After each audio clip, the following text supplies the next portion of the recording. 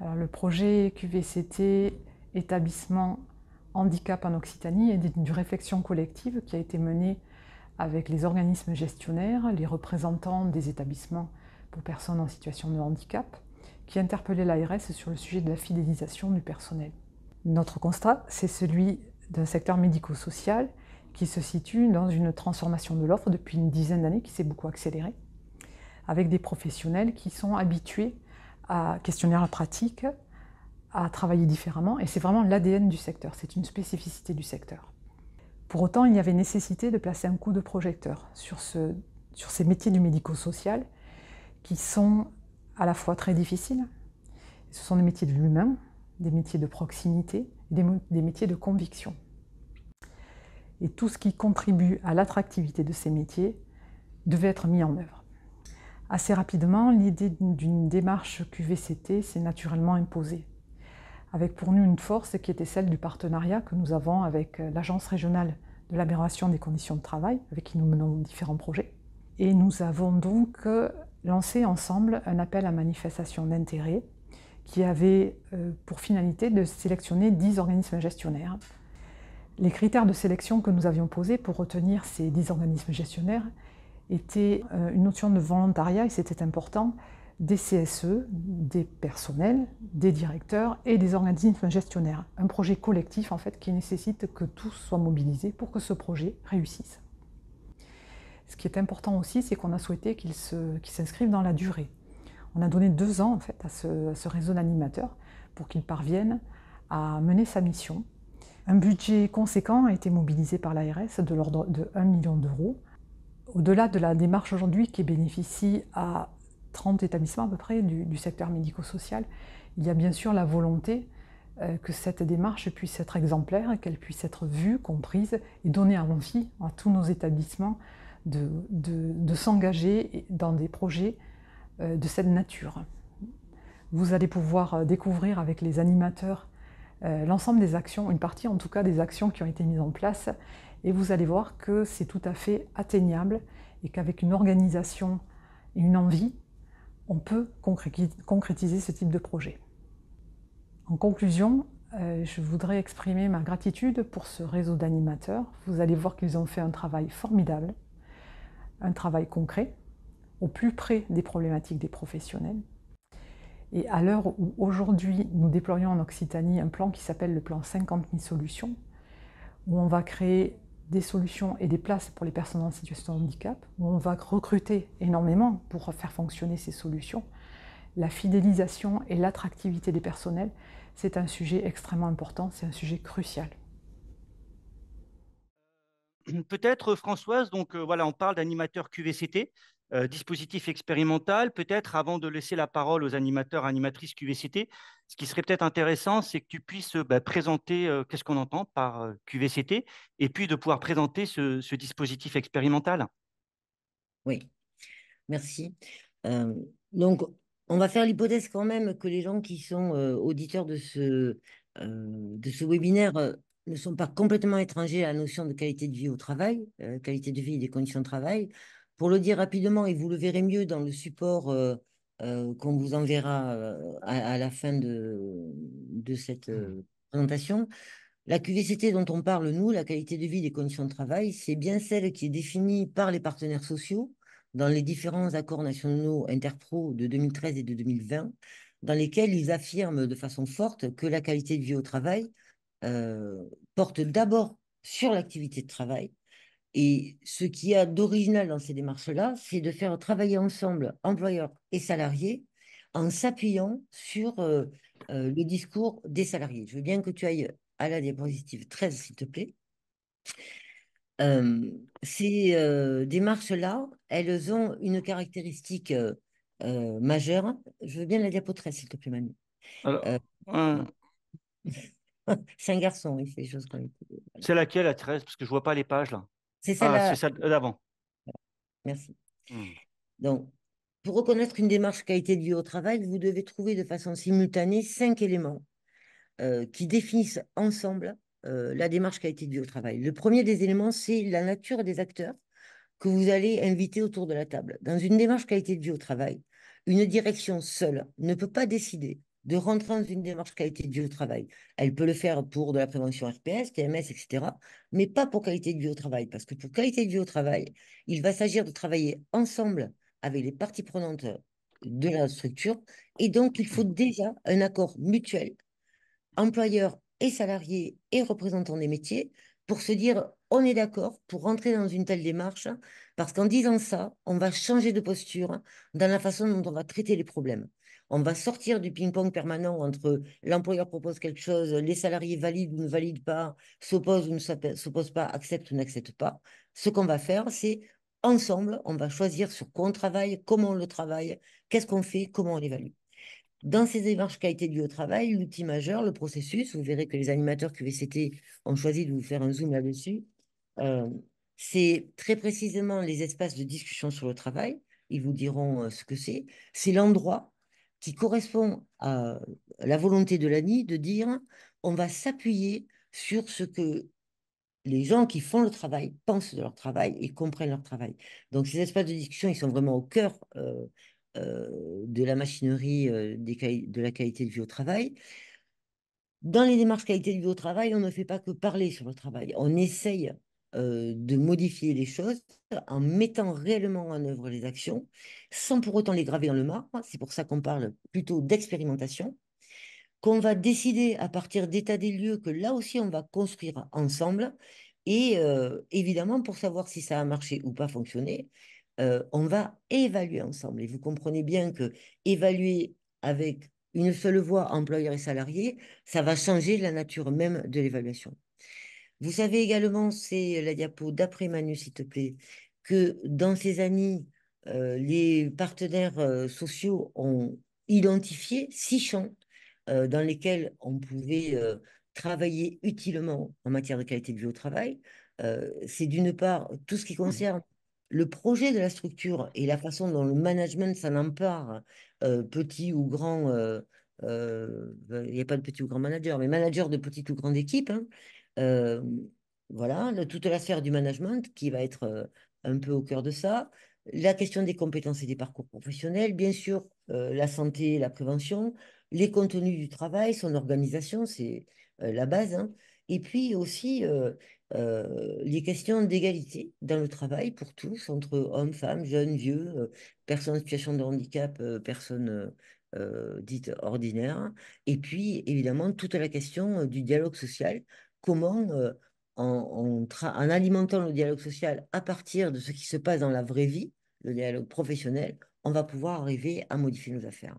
Alors, c'est en partant de cette base-là que, en Occitanie, on a créé un dispositif particulier. Le dispositif qu'on va vous présenter maintenant, c'est la diapo 17, Manu, merci, euh, dans lequel on a poursuivi euh, une hypothèse particulière, hein, qui est de dire la qualité de vie au travail. On arrivera d'autant mieux à la mettre en place qu'on aura au sein des structures des personnes dédiées à temps complet qui pourront animer, et vous comprendrez pourquoi on a choisi ce terme tout à l'heure, animer la mise en place de démarches qualité de vie au travail dans la structure. Alors cette idée, elle vient d'où? Elle vient d'une construction collective. Ce n'est pas une idée que l'ARS Occitanie et l'ARACT ont eu un matin en se levant, hein. C'est la diapo d'après, Manu, s'il te plaît. Elle vient d'une volonté en Occitanie de soutenir l'attractivité du secteur. Vous savez très bien les difficultés qu'on rencontre depuis plusieurs années maintenant, hein. Et l'ARS Occitanie a réuni un groupe de professionnels représentés par leur fédération, mais aussi des partenaires institutionnels du secteur, qui ont décidé d'essayer d'apporter des réponses concrètes aux questions qui se posaient aujourd'hui dans les structures, en identifiant 5 thématiques. Évidemment, les questions d'image des métiers, la découverte des métiers auprès des jeunes, la communication pour faire connaître le secteur. Évidemment, des choses autour de la formation, et puis de la façon dont on arrivait à insérer dans notre secteur de nouveaux profils. Et puis cet axe qualité de vie au travail, où les partenaires du secteur, c'est important, hein, de savoir que cette affaire, elle vient de là, les fédérations, les institutionnels, bien sûr stimulés par l'ARS, disent il faut qu'on améliore quelque chose autour de la qualité de vie et des conditions de travail. C'est ce qui a donné notre expérimentation, qui pose des principes assez simples. Donc, je veux bien que tu passes à la diapo 20, s'il te plaît. Dans cette expérimentation, on dit on va allouer un animateur QVCT à temps complet euh, à la QVCT dans la structure.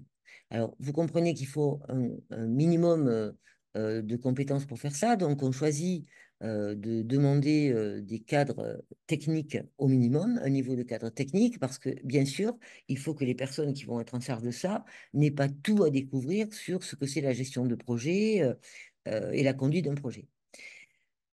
Les structures qui ont postulé, les OG, les organismes gestionnaires, c'est-à-dire des structures qui ont elles-mêmes plusieurs structures, plusieurs établissements en charge, s'engagent d'une part à sécuriser l'emploi de ces personnes, si elles sont déjà dans la structure, à essayer euh, de faire en sorte que ces emplois restent dans le temps. euh, et s'engage aussi à faciliter ce qui va se passer du point de vue de la QVCT, hein, faciliter l'action des animateurs, faciliter leurs interactions, s'engager à mettre en place les actions et bien sûr à capitaliser sur ce qu'on va sortir de ça. Alors ça se passe comment? Euh, c'est la diapo d'après, merci. Euh, Ces postes sont financés pendant 2 ans par l'ARS Occitanie sur un volume de 100 000 euros par structure et a donné lieu donc à un appel à manifestation d'intérêt, donc je vous passe les détails, hein.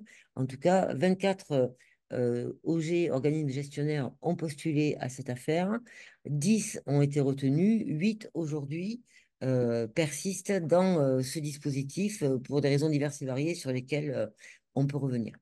Donc, c'est un projet qui part, donc vous voyez, c'est un projet à long terme qui part pour 2 ans.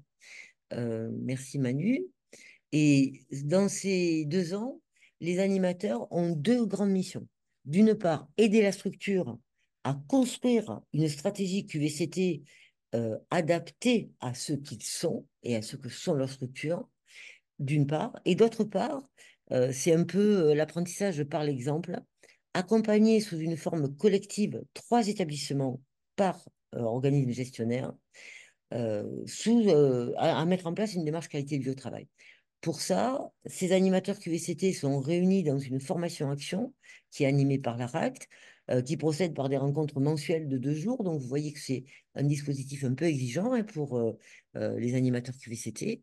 Et bien sûr, l'ensemble des choses que nous faisons, aussi bien sur la mise en place des démarches dans les structures que l'élaboration de la stratégie QVCT et que qu'est-ce que ça a appris aux structures qui ont été accompagnées dans ces démarches qualité de vie au travail, sera capitalisé. Et nous sommes en train, avec l'ARS Occitanie, de définir le format, les formats, parce qu'on sait déjà qu'il y aura des traces de cette action, des livrables associés, et puis sûrement un atelier, une espèce d'assises, des espèces d'assises de la qualité de vie au travail dans les secteurs, dans le secteur PH qui sera organisé, mais en juin 2025.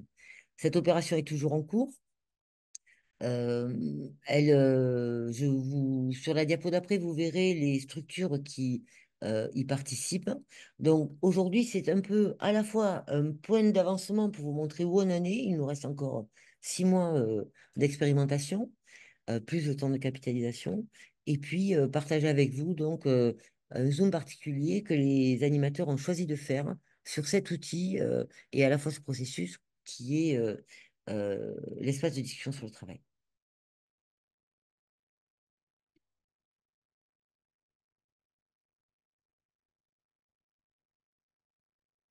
Emmanuel Albert.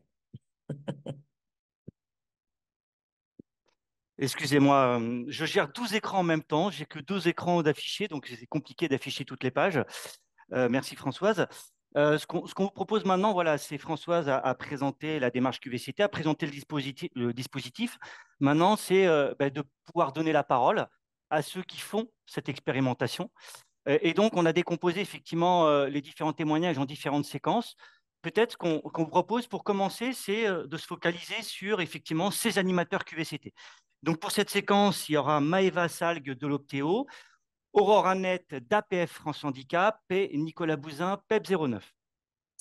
Peut-être pour commencer, Maëva, donc, ce qui serait intéressant, c'est que tu puisses présenter qui sont ces animateurs qui font cette expérimentation.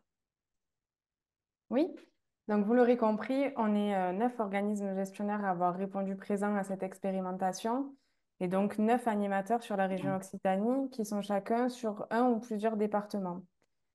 Ils vont se présenter à tour de rôle, mais je tenais aussi à le faire. Donc vous aurez Patricia pour l'AZI, Aurore pour APF France Handicap des Hautes-Pyrénées, Paloma pour l'ADAPI des Hautes-Pyrénées, Nicolas pour les PEP de l'Ariège, Amandine pour l'APHJH du territoire Grand Est, Céline pour l'AFDEIM ADAPI de l'Aude, Sonia pour l'APSH dans l'Hérault, Aurélia pour Réseau, accompagnée par Zora, je vous expliquerai tout à l'heure pourquoi, et moi-même, Maëva, pour la Fondation Optéo en Aveyron et Tarn-et-Garonne. On accompagne chacun, vous le voyez dans la slide qui est projetée, 3 établissements de services qui sont donc financés par l'ARS, l'IME, des IME, des MAS, des CESAD, des EAM, des ESAT, des CAMS, des CMPP et des DITEP. Nous avons tous des parcours professionnels très différents, que ce soit psychologue du travail, juriste, éducateur spécialisé, assistant de qualité, psychomotricienne, etc. Mais nous avons tous eu un intérêt commun pour le secteur médical et social, et ou social d'ailleurs. Donc, comme je vous le disais tout à l'heure, certains organismes ont fait le choix de mettre en place des binômes dans leur structure afin que ces binômes puissent faciliter l'animation de certaines instances que vous présenteront mes collègues tout à l'heure. C'est aussi une vraie richesse pour l'avoir aussi expérimenté, d'avoir des profils différents et une vraie complémentarité dans la structure. De mon expérience, c'est une plus-value qui permet d'avoir un croisement des regards sur certaines thématiques, qui nous permet aussi d'avoir du recul en fonction des sujets que nous allons traiter. Et de plus, c'est un réel appui pour l'animateur QVCT. Enfin, vous l'aurez compris, l'animateur QVCT, c'est un nouveau métier sans précédent. C'est bon, ok. Oh, pardon. Euh, Aurore, voilà, tout à l'heure Françoise disait que animateur QVCT dans les structures PH était effectivement un nouveau métier. Peut-être pour bien comprendre effectivement ce que cet animateur est amené à faire, c'est peut-être de pouvoir présenter les missions qu'ils sont amenés à exercer.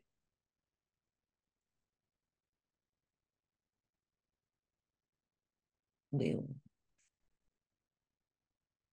Aurore, on Aurore. t'entend pas. Oui, pardon, désolé. Bonjour à tous. Donc voilà, on a repéré, nous, 3 missions principales qui nous paraissaient essentielles. Et la première, ça va être d'acculturer les structures à la démarche QVCT. Alors, c'est une étape qui est très importante parce que c'est là où on va vraiment impulser une dynamique et motiver les salariés à participer à la démarche. Et du coup, on va avoir, nous, un rôle un peu d'essaimage positif où on va pouvoir embarquer les différentes parties prenantes. Donc, dans cette étape, on va aussi présenter la démarche aux différents acteurs et leur expliquer concrètement comment on fait pour faire de la QVCT dans nos établissements. Et aussi, on va, dans ce rôle, un peu casser les idées reçues parce qu'on s'est aperçu que beaucoup de salariés avaient l'image de la QVCT comme l'installation du baby-foot dans la salle de pause, la sortie rafting pour la cohésion d'équipe, etc. Et voilà, il va s'agir ici de vraiment leur expliquer que la QVCT, c'est une véritable démarche avec des actions concrètes qui concernent le quotidien de travail des salariés. Voilà, la deuxième mission aussi va être d'aider les établissements à structurer leur propre stratégie QVCT. Et dans un premier temps, on va aider les structures à définir le périmètre d'intervention. Donc, le périmètre d'intervention, c'est un peu savoir sur quels établissements la démarche QVCT va être déployée. Par exemple, moi, j'interviens dans des établissements qui font partie d'un pôle. Et à l'intérieur de ce pôle, il y a 4 établissements, dont un EAM. Et au début, quand on a lancé l'expérimentation, personne ne se voyait exclure l'EAM de ce dispositif. Et du coup, ben, voilà, pour un peu favoriser cette identité de pôle qui était naissante dans le 65, on a inclus l'EAM à l'expérimentation avec l'appui d'une deuxième personne sur l'EAM. Voilà. Et quand on parle voilà, de stratégie QVCT, on parle aussi de stratégie de communication. C'est-à-dire que on va essayer d'aider les structures à se dire ben, comment faire pour communiquer avec l'ensemble des salariés, pour que tout le monde soit informé, que tout le monde puisse être partie prenante dans ce dispositif. Voilà, vous le savez aussi bien que moi, on est dans un secteur où les salariés, ils ont tendance à recevoir énormément d'informations de la part de la direction, de la part de l'encadrement, dans leur quotidien aussi de travail, où voilà, on le sait tous, Thomas, il a raté le bus, la réunion de projet est avancée, etc. On a plein d'exemples comme ça. Et dans cette démarche, c'est très important voilà, de s'attarder sur la communication et d'essayer de trouver ensemble la meilleure communication possible. On s'est un peu tous rendu compte qu'il était important d'utiliser des supports attractifs hein, avec des couleurs où les salariés voilà, vont de suite s'intéresser à la mise en avant de l'information. Voilà, par des choses toutes simples, des plaquettes d'information, des affiches avec du graphisme, des dessins, des couleurs voilà, qui attirent l'œil. Et pour vous donner un exemple aussi, un exemple assez banal, dans un des établissements, les pilotes ont décidé de mettre en place une boîte aux lettres QVCT à l'entrée de l'établissement, où les salariés voilà, peuvent apposer soit une réponse à un questionnaire quand on les a sollicités, ou soit leurs avis par rapport à telle ou telle décision ou aussi carrément ben, mettre en place une boîte mail QVCT vraiment dédiée à la QVCT où les salariés peuvent être informés de tout l'avancée par l'intermédiaire de cette boîte mail. Voilà, ça c'est vraiment propre à chaque établissement, propre au fonctionnement de chaque structure et c'est vraiment à construire ensemble au début de la démarche. Par rapport à cette stratégie QVCT aussi, au niveau de la méthode, on va aider les établissements à créer les différents groupes nécessaires ben, pour faire fonctionner la démarche et pour aussi la rendre ben, la plus efficiente possible et pour que tous les groupes s'articulent et que tous les salariés soient partie prenante dans cette dynamique-là. Et donc, la dernière mission va être ben, voilà, d'accompagner les acteurs dans les différentes étapes, donc, qui sont voilà, la construction de l'état des lieux, le plan d'action, les expérimentations, etc. Et là aussi, voilà, l'animateur va avoir un rôle essentiel dans le suivi du cadencement de la démarche et du respect des échéances. Voilà, on le sait, dans les établissements, il y a beaucoup de projets, il y a beaucoup de groupes de travail qui sont mis en place pour divers projets et pour des choses aussi qui sont obligatoires dans nos établissements. Il y a aussi beaucoup de plans d'action qui sont en cours ou qui sont en cours d'élaboration ou même en cours d'exploration. Et il est important voilà, qu'il y ait quelqu'un qui puisse porter la démarche QVCT et qui puisse aussi mettre en place une sorte de feedback continu où les salariés ils sont tenus informés de ce qui se passe, de où est-ce qu'on en est, quelle est la prochaine étape, etc. Et tout ça, c'est vraiment important pour maintenir la motivation des salariés. Voilà pour les 3 missions principales que nous avons relevées pour l'animateur QVCT. Super. Peut-être Nicolas, donc voilà, Aurore vient de présenter les 3 missions principales. On voit à la fois des missions d'ordre politique, des missions techniques. Ce rôle d'animateur, il a un rôle important justement de facilitateur. Peut-être pour mieux comprendre ces caractéristiques, si tu pouvais présenter un peu les compétences requises, avec peut-être une particularité, c'est une posture peut-être particulière à adopter. Oui, bonjour à toutes et à tous. Euh, des compétences et des postures, nous en avons ciblé quelques-unes. Je vais commencer par les compétences. La première, qui nous semble essentielle, et Françoise l'a rappelé au départ, c'est la capacité de portage et de pilotage de projets multisites.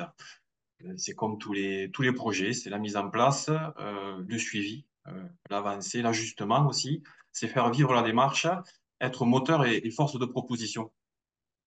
La deuxième de ces compétences, compétences d'analyse et de veille pour se saisir des opportunités du terrain. Alors, je vais vous donner un exemple qui m'est arrivé donc, sur une des structures où, lors d'une pause café, j'entends que certains bureaux du service vont déménager pour aller sur un autre site. Et donc, du coup, on va avoir un espace qui se crée pour pouvoir réaménager l'espace de travail.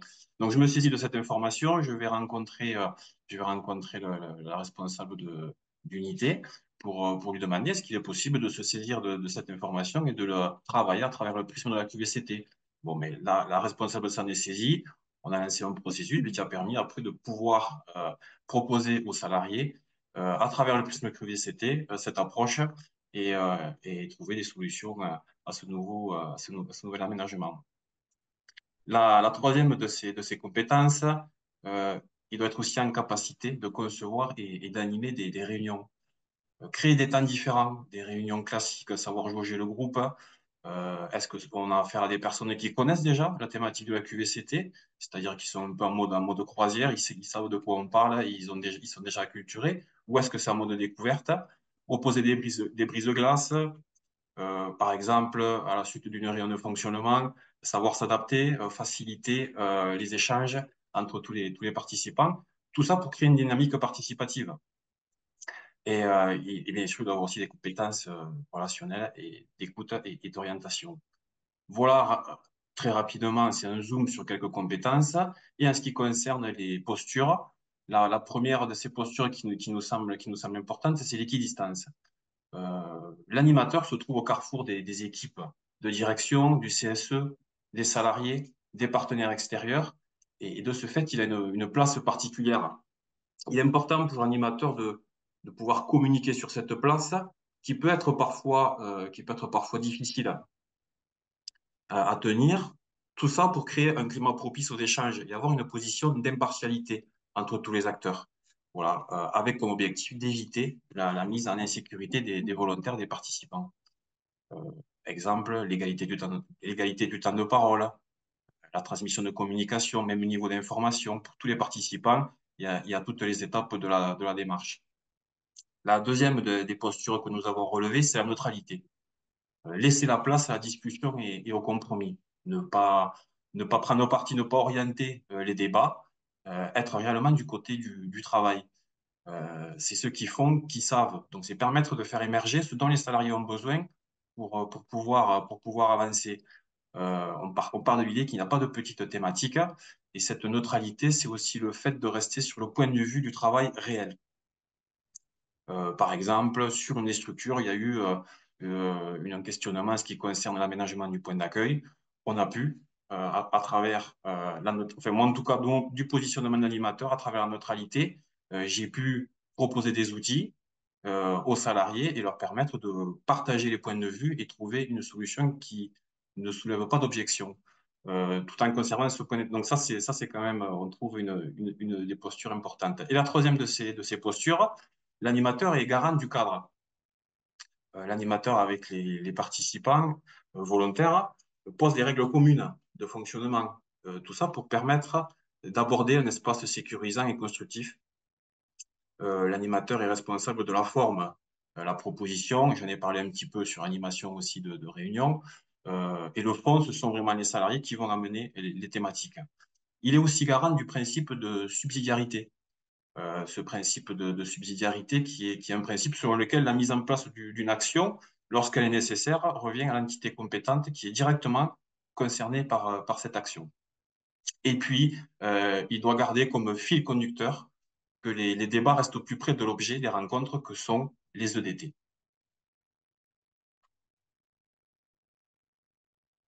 Merci. Alors peut-être je rappelle, si vous avez des questions, vous pouvez soit utiliser le chat, soit vous allez dans l'icône l'icône plus, pardon, et vous pouvez poser vos questions dans l'item Q&R, questions et réponses.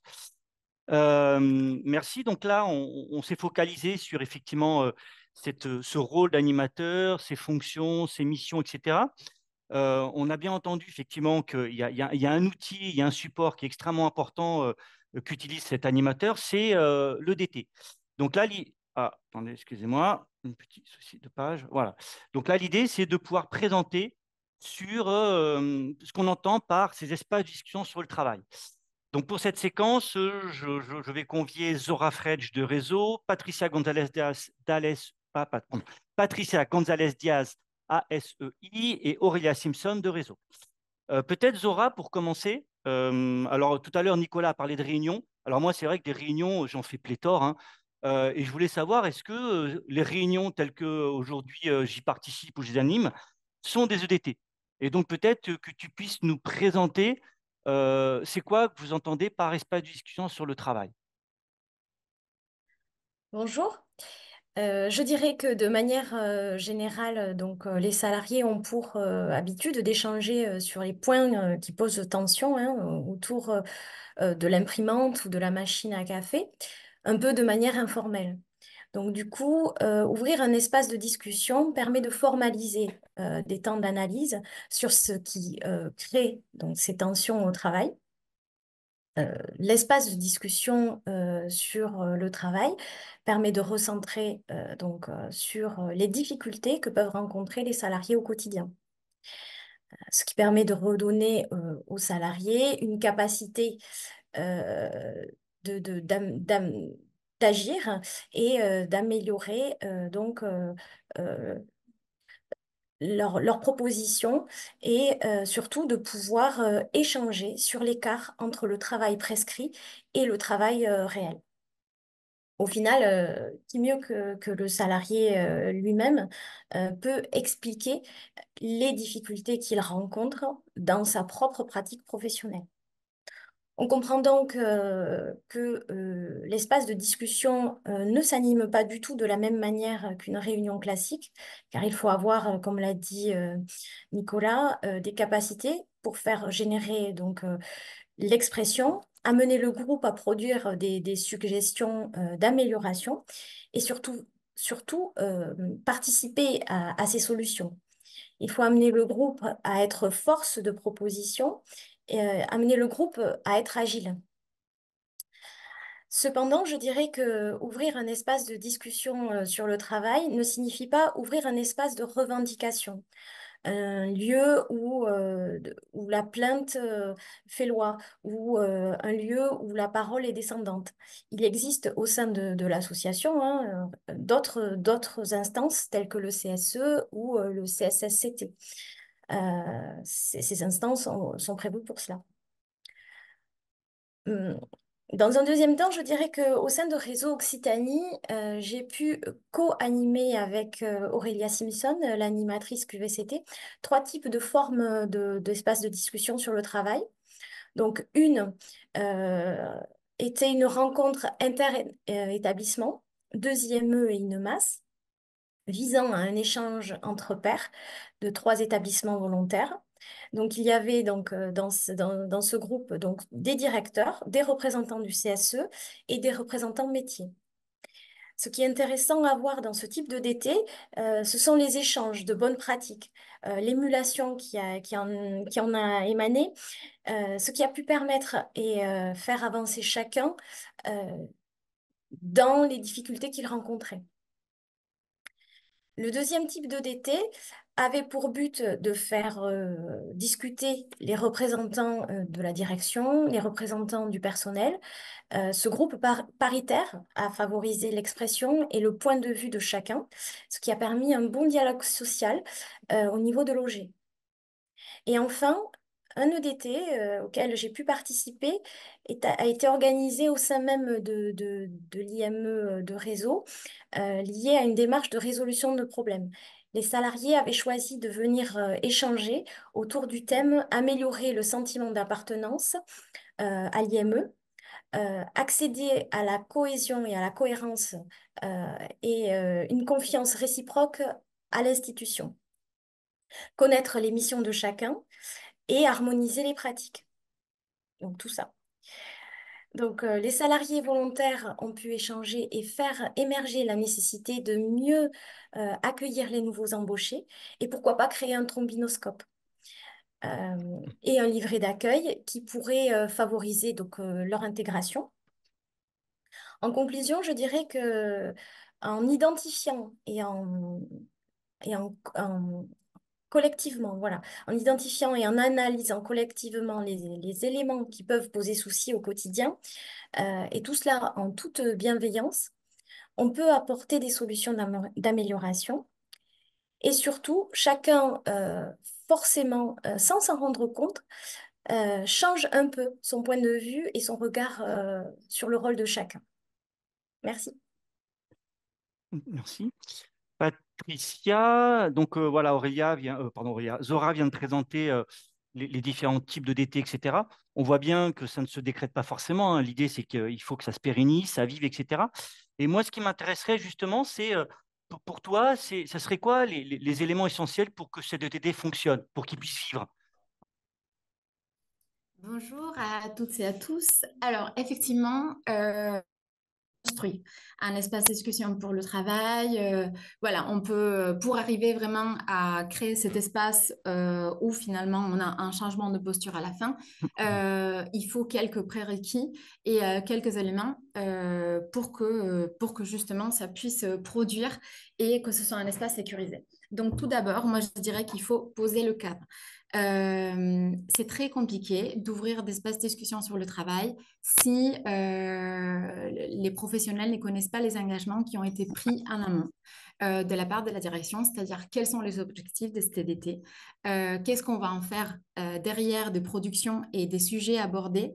Est-ce que ça va être pris en compte? Est-ce que ça va être traité? Par quelle instance? Donc, vous voyez, tout ça, ça fait partie en fait du cadre et il faut bien définir et le communiquer avant d'ouvrir un espace de discussion sur le travail. Dans un deuxième temps, une fois que le cadre a été posé, que les engagements ont été aussi communiqués, on va passer aux participants. Donc, qui c'est qui participe aux espaces de discussion sur le travail? Eh bien, ce sont des espaces qui sont ouverts à tous les professionnels volontaires qui ont envie de partager leur expérience sur le travail réel et les enjeux qui en découlent. Je dis bien tous les professionnels. Donc, par exemple, dans nos démarches, on a bien l'exemple d'un ESAT et les travailleurs de l'ESAT ont bien été intégrés dans les espaces de discussion sur le travail et font partie intégrante de ces espaces-là. Donc, comment on peut justement attirer l'attention de tous ces professionnels? Eh bien, la meilleure façon, c'est de lancer un appel à volontaires. Quand on lance un appel à volontaires, d'une part, on communique sur la démarche, donc on étend la démarche à l'ensemble des équipes. Et d'un autre côté, ça permet aussi d'ancrer cette démarche-là dans le fonctionnement de l'établissement. Pour faire un appel à volontaires, ma collègue Aurore le disait tout à l'heure, on va s'appuyer sur la communication, puisque la communication est une partie très très importante dans nos démarches. Et donc, il faut bien savoir et avoir repéré en amont quels sont les canaux de communication qui sont efficients, qui fonctionnent, pas seulement qui existent au sein de l'établissement, mais ceux qui permettent l'information de parvenir à tous sans distinction de métier, de sites de lieu de travail, d'horaires ou de disponibilité pour les réunions. Et donc, ce principe est valable pour toute la démarche QVCT. Sans sortir du cadre du volontariat, effectivement, on pourrait avoir parfois une situation dans laquelle on n'a pas de volontaire. Et je vais vous raconter un petit exemple. Donc, dans un des établissements que j'accompagne, on construisait le comité QVCT. Donc, c'est l'instance qui est chargée de piloter la démarche. Donc, en fait, on était parti sur la base du volontariat, mais on voulait aussi que cette instance soit le plus représentative possible de tous les professionnels. Et donc, un des postulats de départ était aussi qu'il y ait une personne qui représente chaque métier sur l'établissement.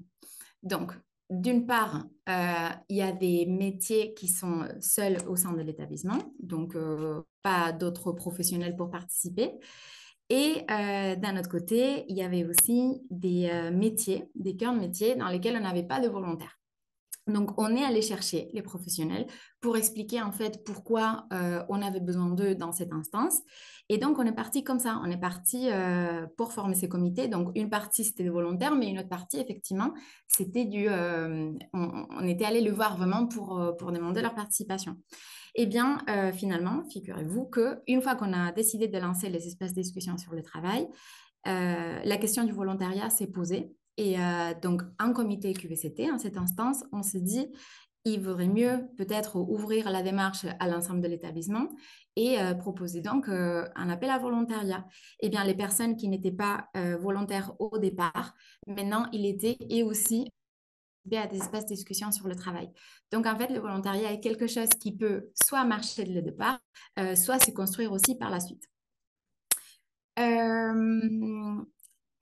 Une fois on a notre groupe qui va participer à l'EDT, il faut choisir l'animateur. Donc, qui c'est qui l'anime? Mon collègue Nicolas l'a très très bien expliqué tout à l'heure par rapport à la posture de l'animateur. Donc, il faut bien que l'animateur ait une posture neutre, c'est-à-dire qu'il ne prend pas parti pour un point de vue. Il ne fait pas de valeur sur l'organisation du travail ni sur les propositions qui sont faites par le groupe, mais au contraire, il facilite les échanges, il guide le déroulement des discussions, reformule pour s'assurer que tout le monde a compris la même chose, recentre le débat si nécessaire sur l'objet du travail et bien sûr accompagne aussi le processus de décision.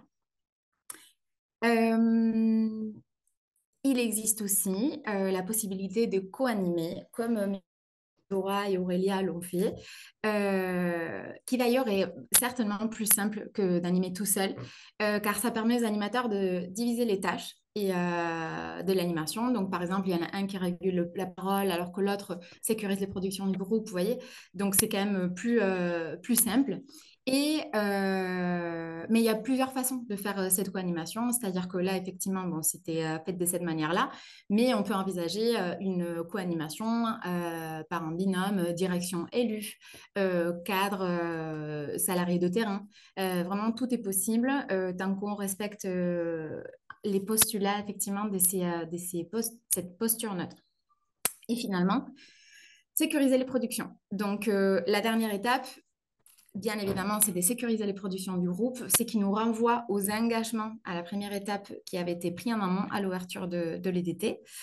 Et dans ces cas-là, le rôle de l'animateur est bien de d'abord se mettre d'accord avec le groupe sur ce qui sort de cette instance et ensuite renvoyer tout ce travail-là, l'ensemble des éléments, à l'instance de pilotage ou à toute autre instance qui traitera et donnera suite aux productions de l'EDT.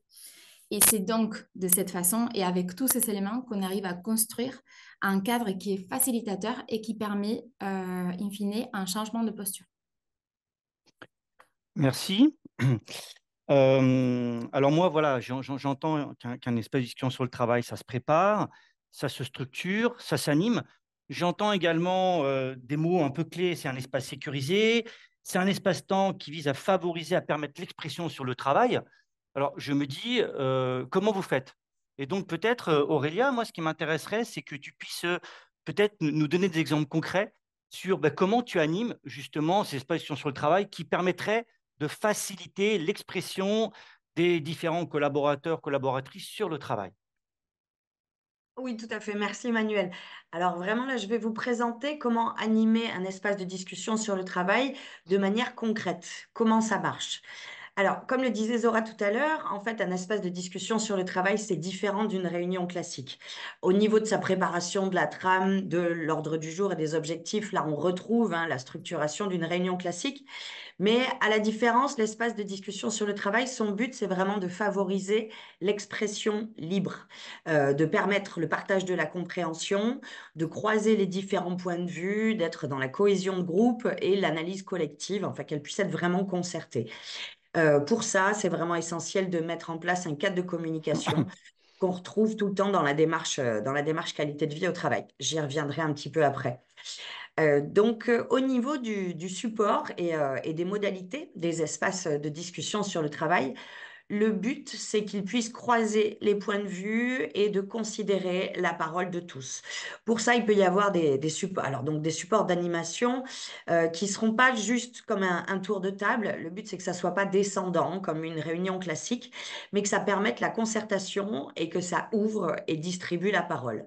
Il y a des techniques comme la technique des post-it, alors qui est une technique qui peut être quand même assez connue, hein, qu'on retrouve aussi dans une réunion classique.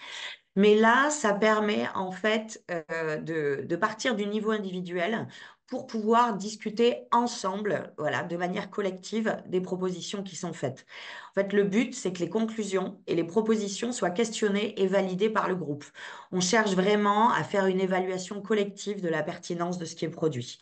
Voilà. Je donne un exemple en comité de pilotage où ce sont les représentants du personnel qui se rencontrent avec la direction. Eh bien, cette technique permet vraiment d'être dans la collaboration. Elle a permis aussi de voir que les objectifs les objectifs du déploiement de la démarche étaient les mêmes. Une autre technique, un autre outil, c'est les 4 cadrans. Alors, je ne vais pas rentrer en détail là-dessus, mais c'est un outil qui est vraiment puissant pour pouvoir faire un état des lieux partagé. En fait, donc cet état des lieux partagé a été fait donc lors de comités qualité de vie au travail, hein, dans les établissements. Et il se trouve que dans les 3 établissements pilotes dans lesquels j'ai animé les comités QVCT, à chaque fois, cet état des lieux a été vraiment représentatif de la situation et ça a été confirmé même par les salariés qui étaient hors du comité. Une autre chose qui est aussi très importante, c'est quand même de surveiller le temps. Voilà. L'idée, c'est quand même de finir à l'heure, d'être concis. Alors, je dirais pas comme une réunion classique, hein, d'essayer d'éviter les débats sans fin et puis vraiment d'aller à l'essentiel. Au niveau des modalités, eh bien, en fait, des modalités des espaces de discussion sur le travail, ça va être différent selon les objectifs qu'on a posés pour cet espace de discussion. Alors, je vais donner l'exemple d'une trame d'espace de discussion sur le travail en solution d'amélioration. Alors là, ce qui avait été mis en place, c'était de le faire en une seule fois, en 3 heures de temps, en réunissant des volontaires, comme l'expliquait tout à l'heure Patricia.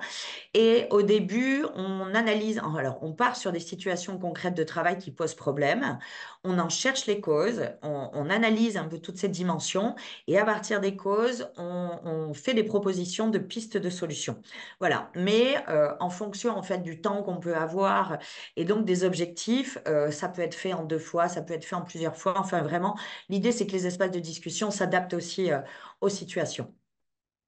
Et puis les consignes d'un espace de discussion sur le travail sont aussi essentielles pour sécuriser les échanges et puis permettre cette analyse collective.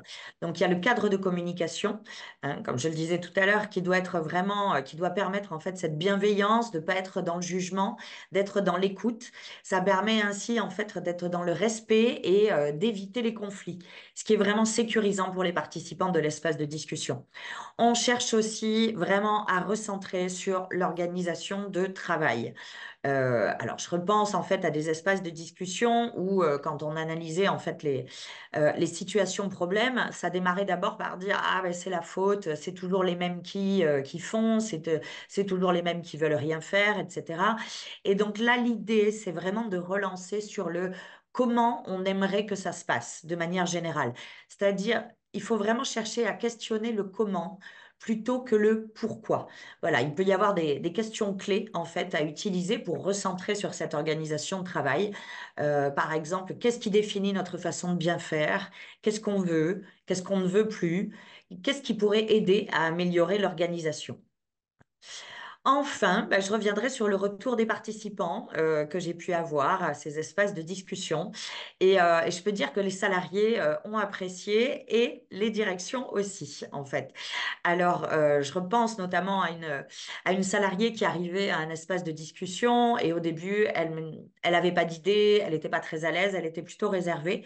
Et en fait, l'effet de groupe a vraiment été inspirant.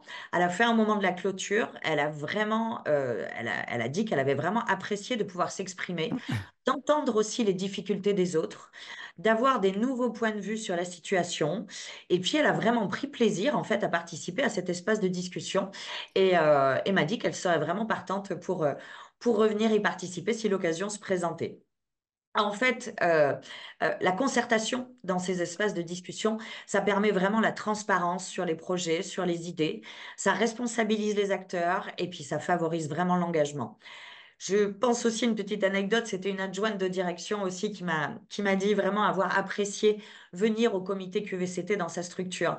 Elle trouvait à chaque fois que ça se passait vraiment dans la bonne humeur et donc là aussi on est quand même loin d'une réunion classique. Je reviens sur donc la direction qui m'a fait part aussi de son intérêt pour avoir le retour des salariés. En effet, l'avis des salariés est vraiment aidant pour le manager. Et en fait, avoir ces retours, aujourd'hui, lui a permis, en tout cas, lui a donné l'envie d'intégrer les avis des pros aux décisions. Et puis enfin, alors là, c'est l'exemple le plus probant, c'est comment un espace de discussion sur le travail a été intégré dans la manière de travailler. Dans un des établissements pilotes avec lequel j'ai travaillé, donc une masse, aujourd'hui, il y a une rencontre mensuelle qui se fait où en fait les pros se réunissent sur des sujets importants. Alors là, par exemple, ce qui est arrivé, c'était l'organisation de l'été, hein, voilà, c'est-à-dire de prévoir au niveau du plan bleu, du plan canicule, les activités pour les résidents pendant l'été, le plan de continuité suite à des absences, voir les plannings de rentrée aussi, hein, pour ceux qui doivent s'absenter pour amener les enfants à l'école. Et donc là, l'idée, ça a été en fait de mettre en place des ateliers qui sont organisés et animés par des pros qui sont volontaires.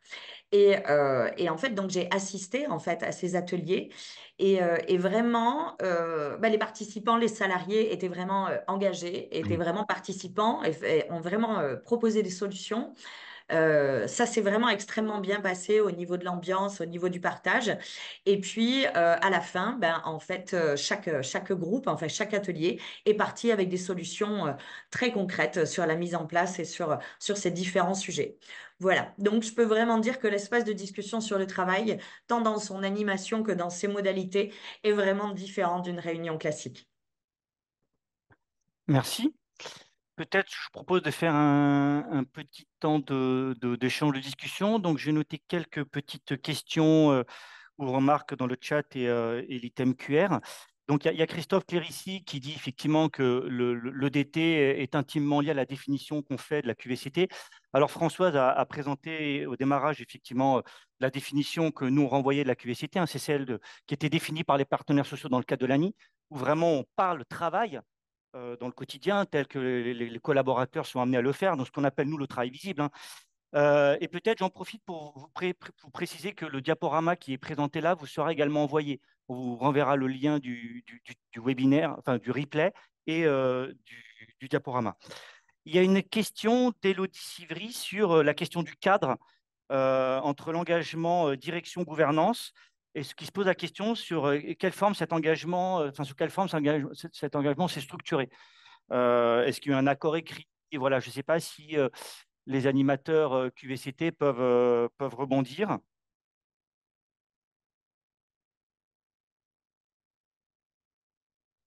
En attendant qu'ils prennent la parole, je voudrais revenir sur la première question de l'importance Christophe.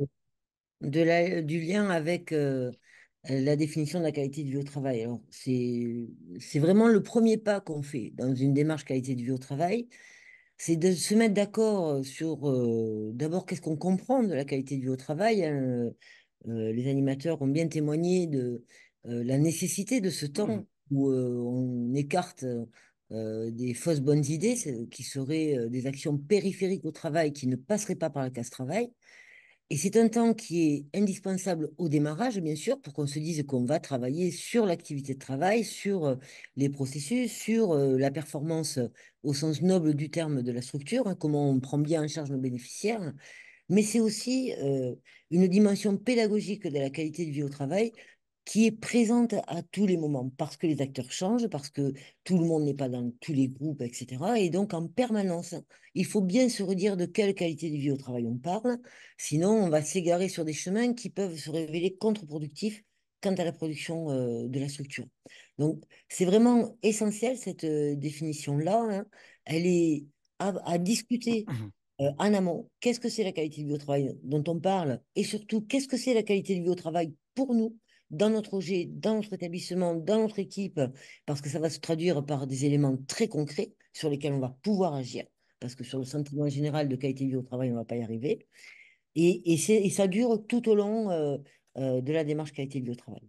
Je veux aussi dire, avant de laisser la parole aux animateurs, hein, sur effectivement les formes avec lesquelles, entre guillemets, on contractualise les engagements des uns et des autres. Ça commence d'abord par une question posée de façon explicite au CSE de la structure, à l'instance de dialogue social installée dans la structure pour dire, est-ce que vous êtes d'accord pour qu'on rentre ensemble dans une démarche qualité de vie au travail, sachant ce que ça va vouloir dire? C'est-à-dire que justement, on va sortir de la façon usuelle de travailler ensemble, je te propose quelque chose et tu réagis. Non, on va co-construire ensemble ces choses. Je crois que Aurore Annette voulait de APF 65 voulait revenir là-dessus également. Oui, c'est vrai que je voulais insister sur deux choses. La première, par rapport à ce que disait Françoise sur la définition de la QVCT, on a parlé des missions de l'animateur QVCT au départ. Et la première, c'était d'acculturer la structure à la QVCT. Donc, c'est vraiment dans cette partie-là où l'animateur va voilà, casser toutes les idées reçues et insister sur le fait que la démarche QVCT, c'est une vraie démarche avec vraiment une structuration, une méthodologie qui donne des actions concrètes sur le quotidien de travail des salariés. Et que ce n'est pas voilà, juste des actions de façon isolée, avec un baby-foot dans la salle de pause, une journée kayak pour la cohésion, etc., etc. Par rapport à ça, et par rapport au cadre aussi, il y a une question que beaucoup posent quand on commence les EDT, c'est on demande aux participants qu'est-ce qui leur ferait dire que l'EDT, la réunion de l'EDT ne va pas être efficace.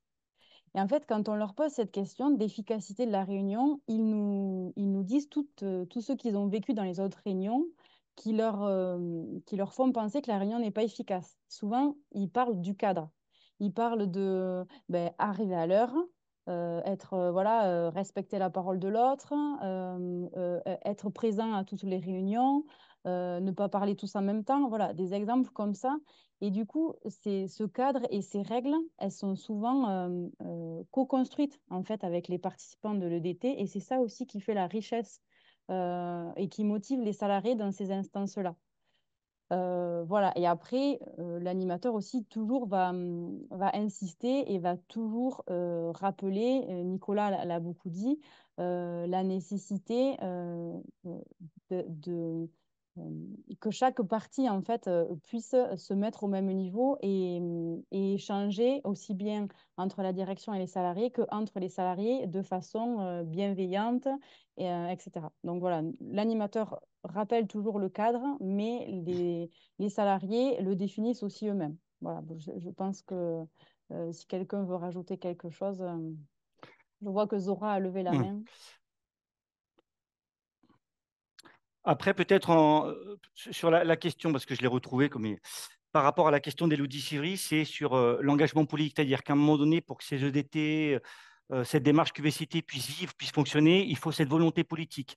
Et donc, Élodie fait référence justement à l'engagement que prend la direction pour faire vivre cette démarche. Et donc, c'est comment cet engagement a été formalisé. Est-ce que ça s'est structuré de manière informelle? Est-ce qu'il y a un accord écrit? Est-ce que voilà, la direction a participé aux réunions pour dire c'est une démarche importante et on a politiquement envie que les choses puissent aboutissent? Voilà, donc c'est juste voilà, quelle visibilité la direction donne à cette démarche, à ce cadre. Alors, il y a Zora et Sonia. Bien, moi, je dirais qu'au sein de Réseau, il y a eu un engagement fort de la direction générale pour faire vivre donc la démarche. Et ils ont demandé donc l'avis au CSE et une instance mixte avec les élus. Et ça a permis au niveau associatif un engagement fort au niveau de la démarche QVCT. Voilà, pour répondre à Élodie Ok. Sivry. Sonia? Oui, pour répondre à Élodie Sivry, effectivement, chez nous aussi, la PSH 34, c'est un engagement très fort, hein, la mise en place de cette démarche QVCT. Aujourd'hui, donc, dans le cadre expérimental, donc, 3 établissements qui sont engagés. Et puis, à compter de 2025, c'est l'ensemble des établissements de la PSH qui vont rentrer progressivement par vague, donc, pour la mise en œuvre de leur propre démarche QVCT. Donc, chez nous, c'est formalisé effectivement dans la politique qualité d'abord, hein, voilà, c'est des engagements pris sur la mise en place d'une démarche QVCT. Sur le projet associatif également, elle y fait Mhm. référence. Sachant que nous, par exemple, on est dans le cadre d'une démarche beaucoup plus globale, hein, de responsabilité sociale des entreprises, qui concerne absolument toute l'association. Et donc là, la démarche QVCT prend toute sa place dans cette démarche RSE.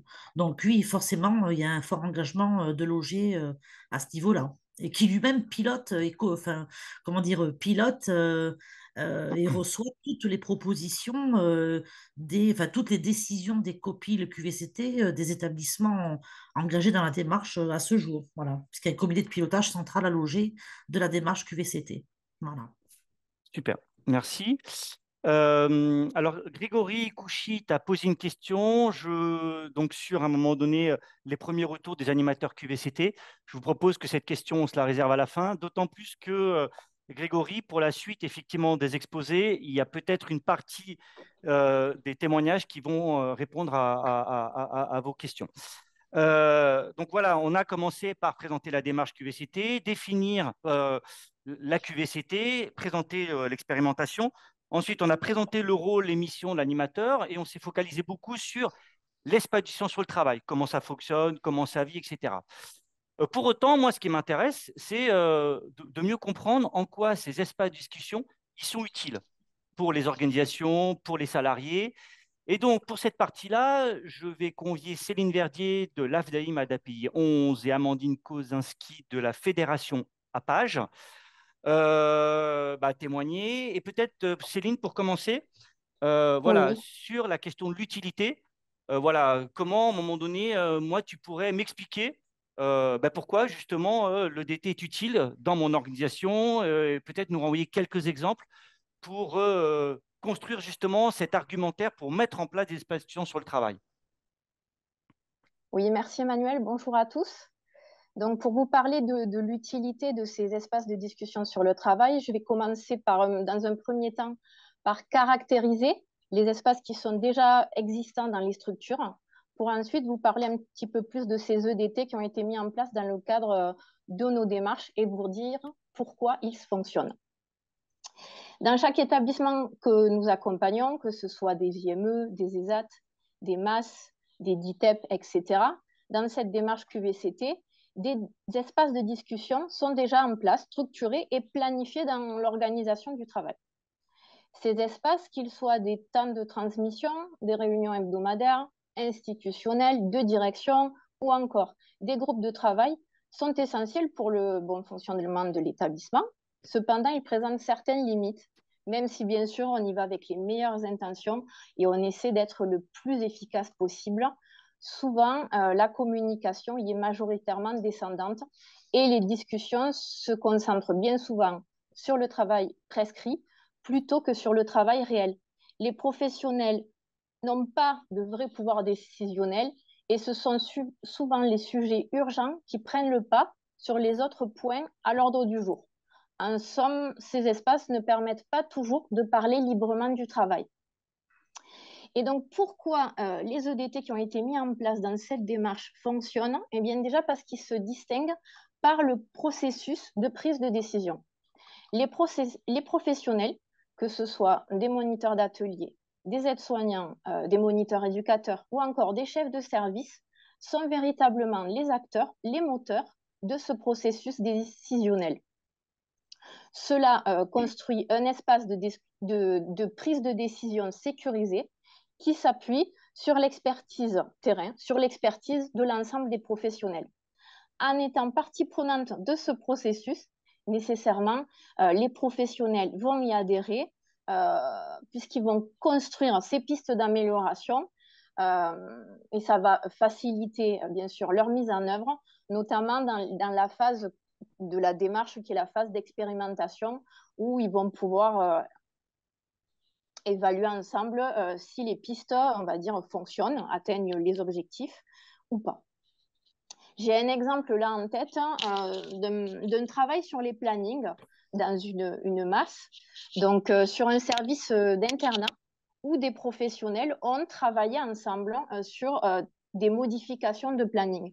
Donc le groupe était constitué d'aides-soignants, d'animateurs. Il y avait également le chef de service qui était présent.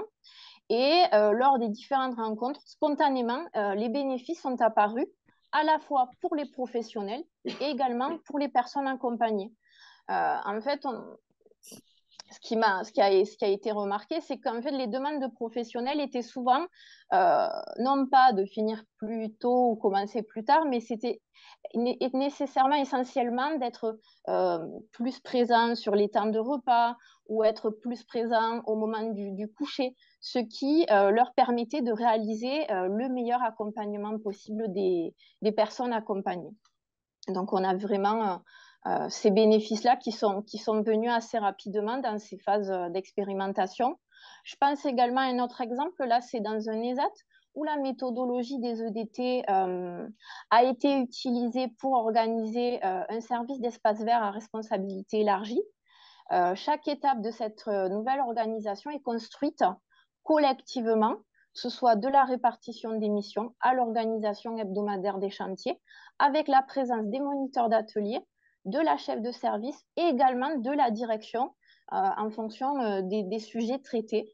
Donc, il y a vraiment la place de l'ensemble des acteurs dans ces EDT. Chacun a une place importante et ça permet de parler vraiment de ces évidences du travail qu'on n'a pas nécessairement l'habitude de parler habituellement. Et ça, ce qui est important, c'est dans ce cadre serein, comme on vous en a déjà parlé. C'est vrai que les règles de fonctionnement qui sont co-construites et rappelées à l'ensemble des rencontres des EDT, ça sécurise l'ensemble des participants et ça rappelle les règles d'écoute, de bienveillance et de respect des points de vue contradictoires.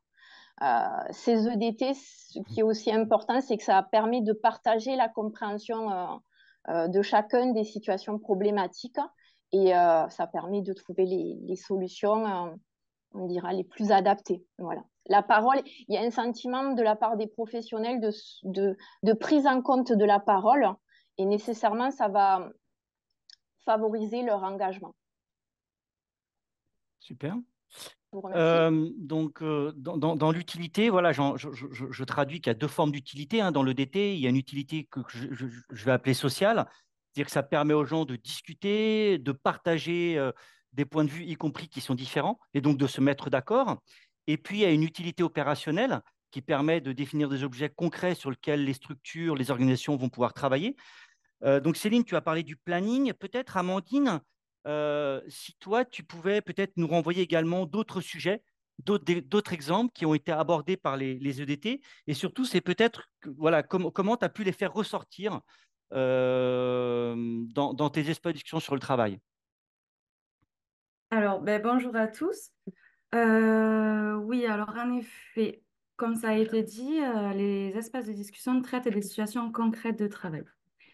Donc, pour faire ressortir ces situations concrètes, pour résumer, la première étape, ça va être de faire un état des lieux. Un état des lieux pour avoir une représentation partagée des difficultés. Pour cela, on peut utiliser des méthodes toutes simples, mais basées sur le collectif et sur la discussion. L'important, c'est la discussion entre les différentes parties prenantes présentes à l'EDT. Donc, on va essayer d'identifier des points qui fonctionnent sur l'organisation de l'établissement. Je pense par exemple sur un IME dans lequel j'interviens, un point qui fonctionne et sur lequel ils ont insisté, c'était un point à ne pas perdre et à être vigilant de garder, c'était les réunions pluridisciplinaires qui avaient lieu régulièrement et c'était un point de vigilance à maintenir. Il fallait donc identifier ce point et aussi identifier les axes d'amélioration. Un axe d'amélioration par l'état des lieux, j'ai envie de dire, c'est adapté à la structure. Donc, ça dépend du contexte de l'organisation, du contexte de la structure. Ça peut aller des outils de communication à l'intégration des nouveaux salariés. Même, j'ai un état des lieux où la signalétique sur l'établissement est ressortie parce qu'il y avait un lien entre la signalétique et les conditions de travail, parce que les personnes arrivant sur l'établissement se perdaient. Donc, les éducateurs guider ces personnes-là jusqu'à l'accueil, ce qui leur faisait perdre du temps d'accompagnement. Enfin, voilà. Pour avoir l'objectif de cet état des lieux, c'est d'avoir vraiment une photographie de la réalité de l'établissement et qu'elle soit partagée. La deuxième étape, donc une fois qu'on a identifié plein de situations de travail, ça va être de décortiquer ces situations de travail. Donc, le but, ça va être de les décortiquer sur tout ce qui est les conséquences de la situation de travail, les causes, les ressources qui sont actuellement utilisées, les personnes qui sont touchées, pour avoir vraiment que tout le monde comprenne la situation de travail, que tout le monde comprenne le point de vue de chacun dans la situation de travail. Plus la compréhension sera concrète et complète, plus on pourra traiter cette situation. Je pense, par exemple, donc du coup, je vais rester sur mon exemple de l'IME. Ça sera peut-être plus clair. La situation de travail qui a été choisie, c'était une situation qui a eu lieu parce qu'un jeune a changé de situation, internat, externat, et ça a désorganisé un peu tous les services. Ça a désorganisé les transports, ça a désorganisé les moniteurs d'atelier, ça a désorganisé l'éducatif, la partie soins. Et donc, ils ont décidé, comme, comme les IME vont de plus en plus être externalisés, pour accompagner ce changement-là, ils ont dit que c'était une situation à traiter actuellement. Donc voilà, le type d'exemple très concret sur lequel on part. Une situation qui a eu lieu récemment, qu'on peut traiter et qu'on peut analyser. La troisième étape, c'est de proposer des situations adaptées et portées collectivement. Donc les solutions, elles sont proposées par le groupe qui participe ce groupe-là présent à l'EDT participe au processus de décision. Elles sont discutées et donc du coup, les solutions sont souvent plus adaptées, elles sont portées collectivement et elles sont plus acceptées aussi. La mise en œuvre des actions qui ont été décidées ensemble sont aussi plus facilement mises en œuvre. Donc par exemple, sur l'IME, vous voyez, en partant d'une situation concrète comme ça, on a pu travailler les transports, on a pu travailler la clarté des rôles, on a pu travailler l'anticipation des changements pour les travailler collectivement. Donc, partir d'une situation de travail, pour donner un ordre d'idée, sur le vécu, sur les établissements où on a pris une situation de travail, on a à peu près une quinzaine d'actions. Parce qu'on va traiter toutes les causes de cette situation. Voilà. Donc, on voit bien que la méthode, elle doit être adaptée au fonctionnement et au contexte de l'établissement. Cependant, un point qui est clé, je pense, sur l'animation de ces espaces de discussion sur le travail, c'est que c'est une expérimentation. Il n'y a rien qui est figé dans le marbre. C'est-à-dire que le groupe présent ce jour-là, l'objectif, c'est de travailler ensemble, c'est de trouver les situations les plus adaptées ensemble. Comme elles sont réfléchies ensemble, elles sont souvent plus adaptées. Donc, il y a un droit à l'erreur, mais qui est diminué par le fait qu'elles sont réfléchies collectivement. Mais le fait que ce soit une expérimentation, ça sécurise quand même beaucoup parce que rien n'est figé dans le marbre. On peut revenir en arrière, on peut revenir sur les actions, on peut revenir sur l'organisation et ça libère beaucoup la parole pendant les instances. Donc, on voit bien que ces EDT, ils sont utiles sur le plan opérationnel parce qu'on parle du travail réel pour avoir une représentation partagée de celui-ci. Mais on peut se poser la question, c'est utile pour qui ces espaces de discussion sur le travail? Donc, c'est utile pour différents acteurs. C'est utile pour les salariés parce que ça leur permet de partager leurs difficultés, de participer à la recherche de solutions, de recréer du lien, d'améliorer le dialogue professionnel et aussi de développer leur capacité d'action. Parce qu'ils sont acteurs des prises de décision et ça influe sur leur propre personnalité de la QVCT. Au sein de la fédération APHJH, le parti a été pris d'intégrer les travailleurs d'ESAT aux espaces de discussion sur le travail qui ont eu lieu en ESAT. parce que les travailleurs travaillent dans l'établissement et donc du coup, ça semblait important de les intégrer au fonctionnement de l'espace de discussion sur le travail. Donc pour eux, l'utilité, ça va être du coup la même que pour les salariés. Ils sont impliqués dans le processus de décision car après tout, la finalité des établissements, c'est d'améliorer l'accompagnement. Donc autant les intégrer directement aux espaces où on réfléchit du travail. Et ça permet aussi d'avoir un groupe de salariés et travailleurs qui travaillent sur un objectif commun, améliorer les conditions de travail de tout le monde au sein de l'établissement. Par exemple, pour citer qu'un exemple, on a un ESAT où on a travaillé l'accueil des salariés et des travailleurs. Donc, l'accueil de tout le monde au sein des ateliers.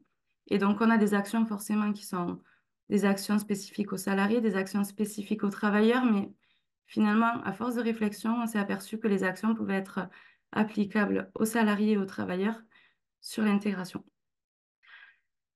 C'est aussi utile pour les managers parce que dans ces espaces de discussion sur le travail, on parle du travail, souvent sur des questions qui, dans tous les cas, doivent être traitées.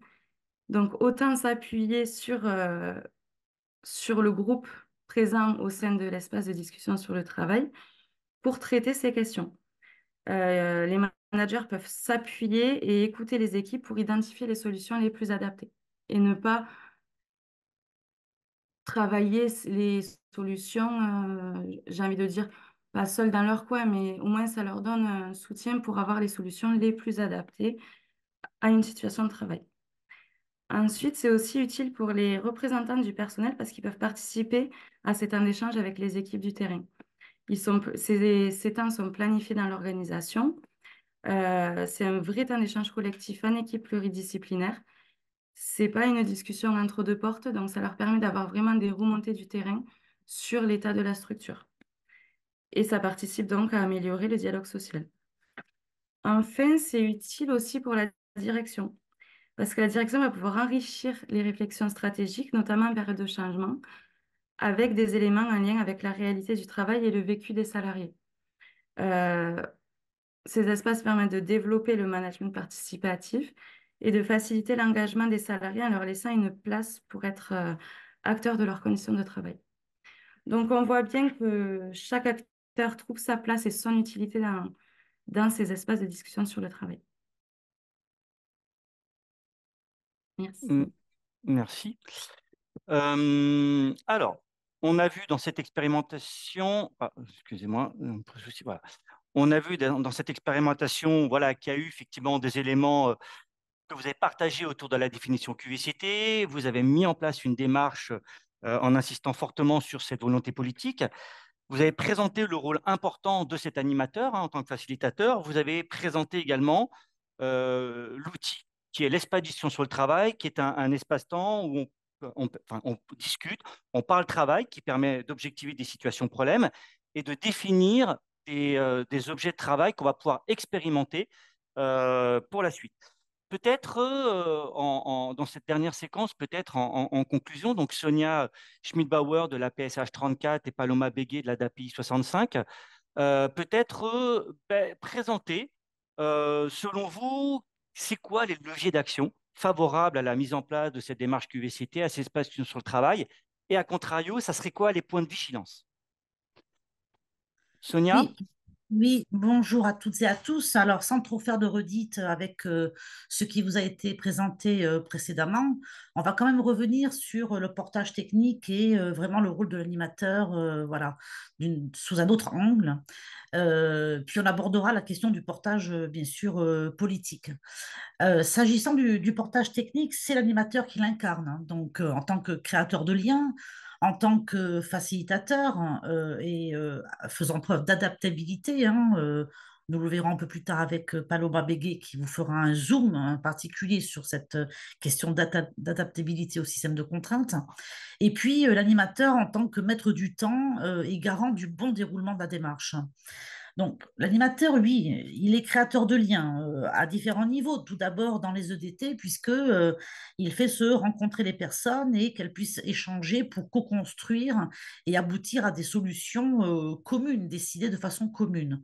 Donc, il crée du lien entre les professionnels et les managers dans ces EDT, mais également dans les instances de pilotage, que ce soit au niveau d'établissement ou au niveau de loger, et entre les instances elles-mêmes aussi. Comme on l'a vu précédemment, la question de la stratégie de communication suit la démarche nécessairement. Et là aussi, l'animateur contribue fortement, puisque généralement, il élabore beaucoup d'outils et de divers outils pour essayer de toucher le maximum de salariés dans les établissements, voire à l'échelle associative. Le point de vigilance ici, c'est vraiment l'animateur omniprésent. Il faut, je pense, dès le départ, réfléchir à des personnes ressources, relais, au sein des groupes EDT, hein, et distribuer les rôles. À titre d'exemple, chez nous à la PSH 34, et quel que soit le DT, hein, s'agissant de la masse, de l'ESAT ou du DITEP, on a pensé donc à nommer sur volontariat un référent communication, donc qui va faire le lien entre le groupe EDT et les professionnels terrain qui ne sont pas dans ces EDT, mais également qui va faire le lien entre moi-même, hein, l'animatrice, et le groupe EDT. Puisque entre deux séances EDT, eh bien, il est question d'avancer et de préparer un certain nombre de travaux aussi. On a aussi nommé, par exemple, un rapporteur tournant dans le cadre de ces EDT qui va, lui, présenter au nom du groupe EDT donc, les travaux en copie le QVCT de l'établissement. Voilà. Enfin, l'animateur maître du temps et garant du bon déroulement de la démarche, effectivement, lui, il se doit aussi de respecter le calendrier. Et le calendrier dans cette démarche, en tout cas, on va dire, dans une expérimentation du métier d'animateur, il y a 5 phases importantes à tenir et beaucoup d'événements à l'intérieur de ces phases de travaux. Donc, là, le point de vigilance, c'est que pour mener à bien tous ces travaux, de respecter toutes ces échéances, avec toutes les rendez-vous d'été, les instances qui se bousculent, les travaux, les supports à préparer, à diffuser. C'est compliqué d'arriver à un résultat optimal et puis si on ne met pas en place un plan d'action, voilà, si on n'adopte pas une organisation qui nous permette de ne pas prendre le risque d'oublier quelque chose au passage. Voilà pour le portage technique. Je laisse la parole à Paloma Béguet qui vous fait un zoom sur l'adaptation au système de contraintes. Alors, sur toujours cette question des fonctions d'animateur, je pense qu'il faudrait encore insister sur une qualité vraiment indispensable et qui est une condition de réussite de ces démarches-là, c'est la question de l'adaptation. Sonia vous l'a dit, structurer, suivre le cadre, c'est extrêmement important pour aboutir dans ces démarches QVCT, mais il faut se garder de toute rigidité. C'est vraiment l'ennemi de ces démarches-là. Déjà parce qu'on a un contexte qui est évolutif. En 1 an et demi, je pense qu'on a été quasiment tous confrontés à des mouvements de professionnels, des départs de cadres, de membres des espaces de discussion pour le travail, parfois de direction, l'arrivée de nouveaux acteurs. Donc, c'est vraiment des choses qu'il faut prendre en compte dans ces démarches, ce système d'acteurs vraiment très mouvant. Ensuite, il faut aussi s'adapter aux besoins des établissements, qui eux aussi sont très différents d'une structure à une autre, en fonction de l'avancée du travail sur le dialogue professionnel, des personnes qui sont présentes aussi à ces espaces de discussion sur le travail. Par exemple, on a insisté sur l'importance de faire le lien entre les membres de ce groupe et l'ensemble du collectif de travail, donc les autres salariés de la structure. On se rend compte que la capacité à faire le relais avec les autres professionnels est très différente d'un groupe à l'autre.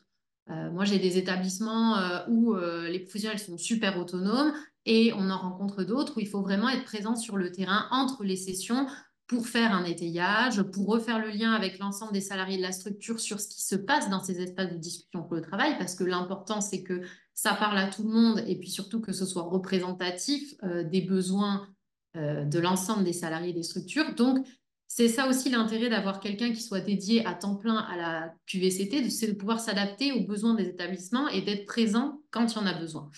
Et enfin, adaptation aussi aux contraintes organisationnelles. On le sait, surtout dans notre secteur, il y en a beaucoup liées à l'accompagnement, parce qu'on va avoir eu une situation complexe qui s'est présentée. Eh ben, on fait passer l'humain d'abord. Donc, c'est aussi pouvoir être agile sur nos organisations dans la démarche, s'adapter aussi aux contraintes RH. Donc, un espace de discussion sur le travail en fonction des différentes structures, et on en a échangé avec les collègues, ça peut être 30 minutes ou 3 heures, ça peut avoir lieu toutes les semaines ou tous les mois, ça peut être en 3 coups, ça peut être en 10 coups. En fait, ce qui est vraiment essentiel et ce qu'il faut retenir, c'est qu'il faut que ce soit viable pour la structure. Il faut que ce soit adapté, on va dire, aux contraintes de l'environnement de travail, aux contraintes RH organisationnelles, et que ça puisse se pérenniser. Donc, il ne faut surtout pas aller mettre une réunion de 3 heures à un endroit où personne ne pourrait être disponible pour venir à votre réunion de 3 heures. Si c'est 30 minutes dont on dispose, ben, on va utiliser et bien utiliser ces 30 minutes. Voilà, ça c'est peut-être la chose à retenir. Donc vraiment s'adapter et faire preuve de flexibilité pour que ces démarches puissent intégrer un quotidien d'établissement souvent bien rempli et très dense. Donc faire preuve de créativité et de souplesse pour que les choses s'installent de manière pérenne. Je vais repasser la parole à Sonia pour qu'on vous parle aussi des leviers, on va dire, et points de vigilance sur la question du portage politique cette fois.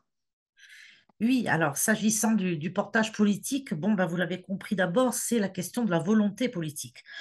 Et puis à travers ça, ce sont des directions, des élus, des professionnels qui sont tous assis autour de la table, des directions qui créent des conditions favorables pour que cette démarche QVCT, sa mise en place, réussisse, hein, des directions qui veillent à la mise en œuvre effective des actions, parce que bon, c'est bien d'établir des plans d'action, mais le mieux encore, ben, c'est de les réaliser, voilà.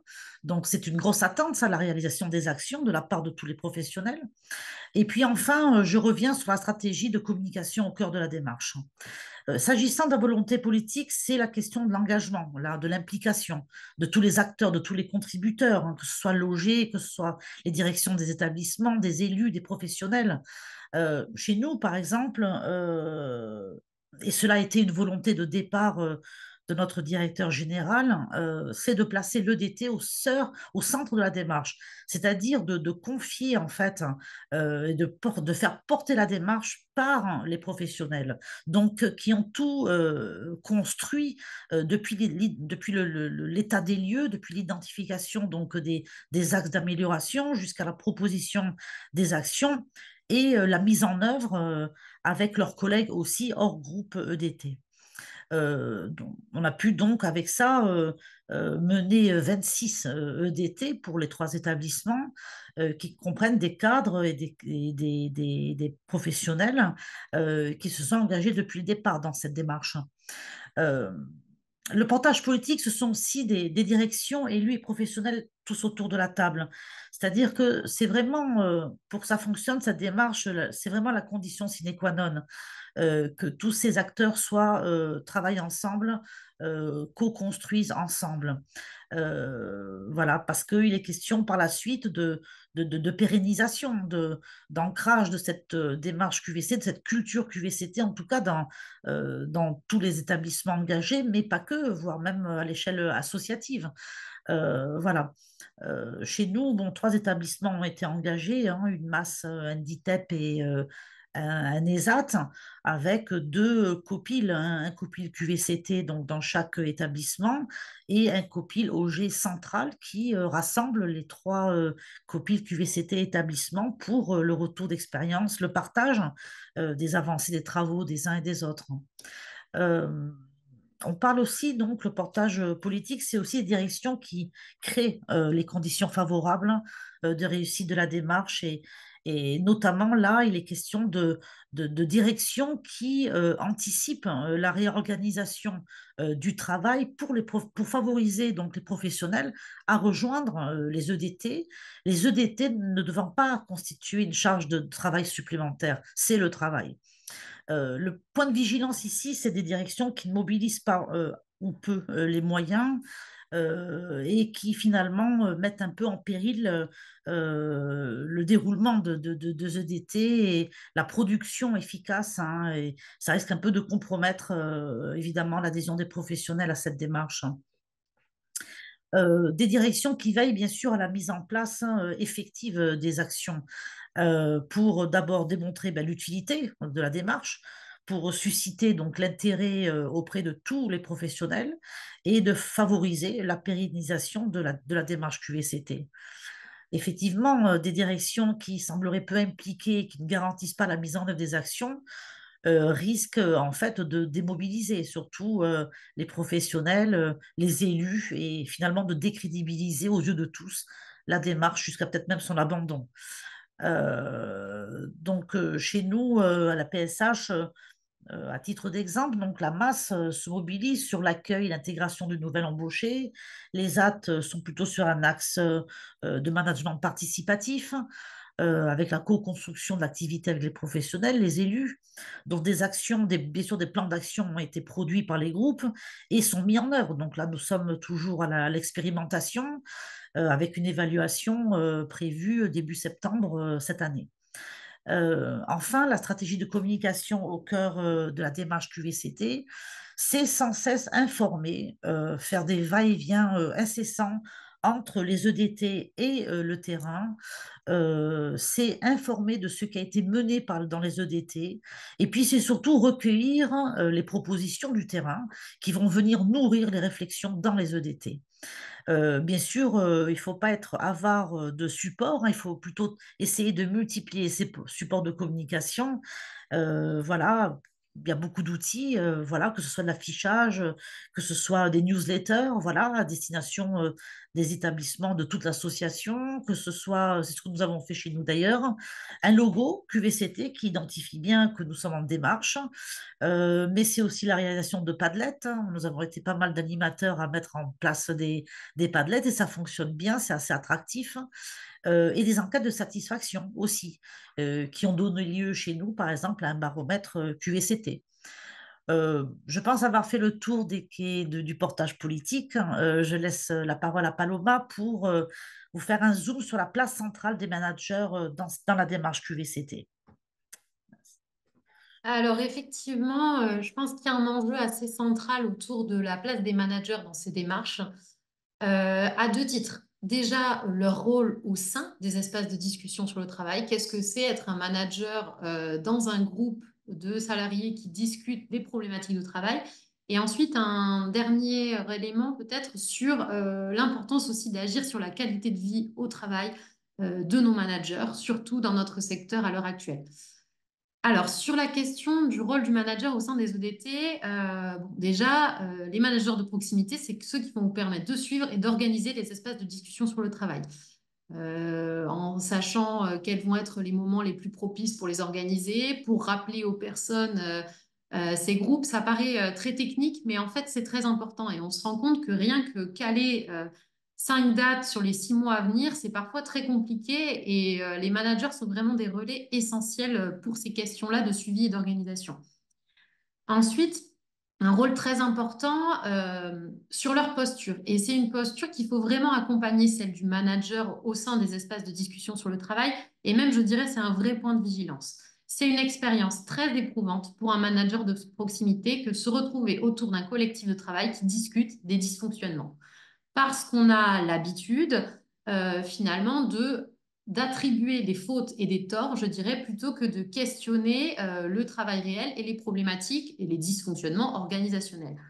J'ai eu une ou même plusieurs cadres qui participent, qui ont pu avoir ces retours-là et dire, mais en fait, c'est difficile parce qu'on prend tout en pleine face comme si tout était de notre faute. Et c'est vrai que le vécu de ces espaces de discussion sur le travail n'est pas toujours simple, du coup, pour ces managers. Donc, il faut vraiment les préparer à ces rencontres, les outiller aussi pour le dialogue professionnel parce que c'est des choses qui s'apprennent et qui se travaillent. Donc, il y a vraiment un travail à faire avec les managers. L'idée, et ça mes collègues ont beaucoup insisté dessus, c'est que dans ces espaces de discussion sur le travail, on n'est pas là pour juger ou attribuer des torts, on est là pour comprendre et pour améliorer.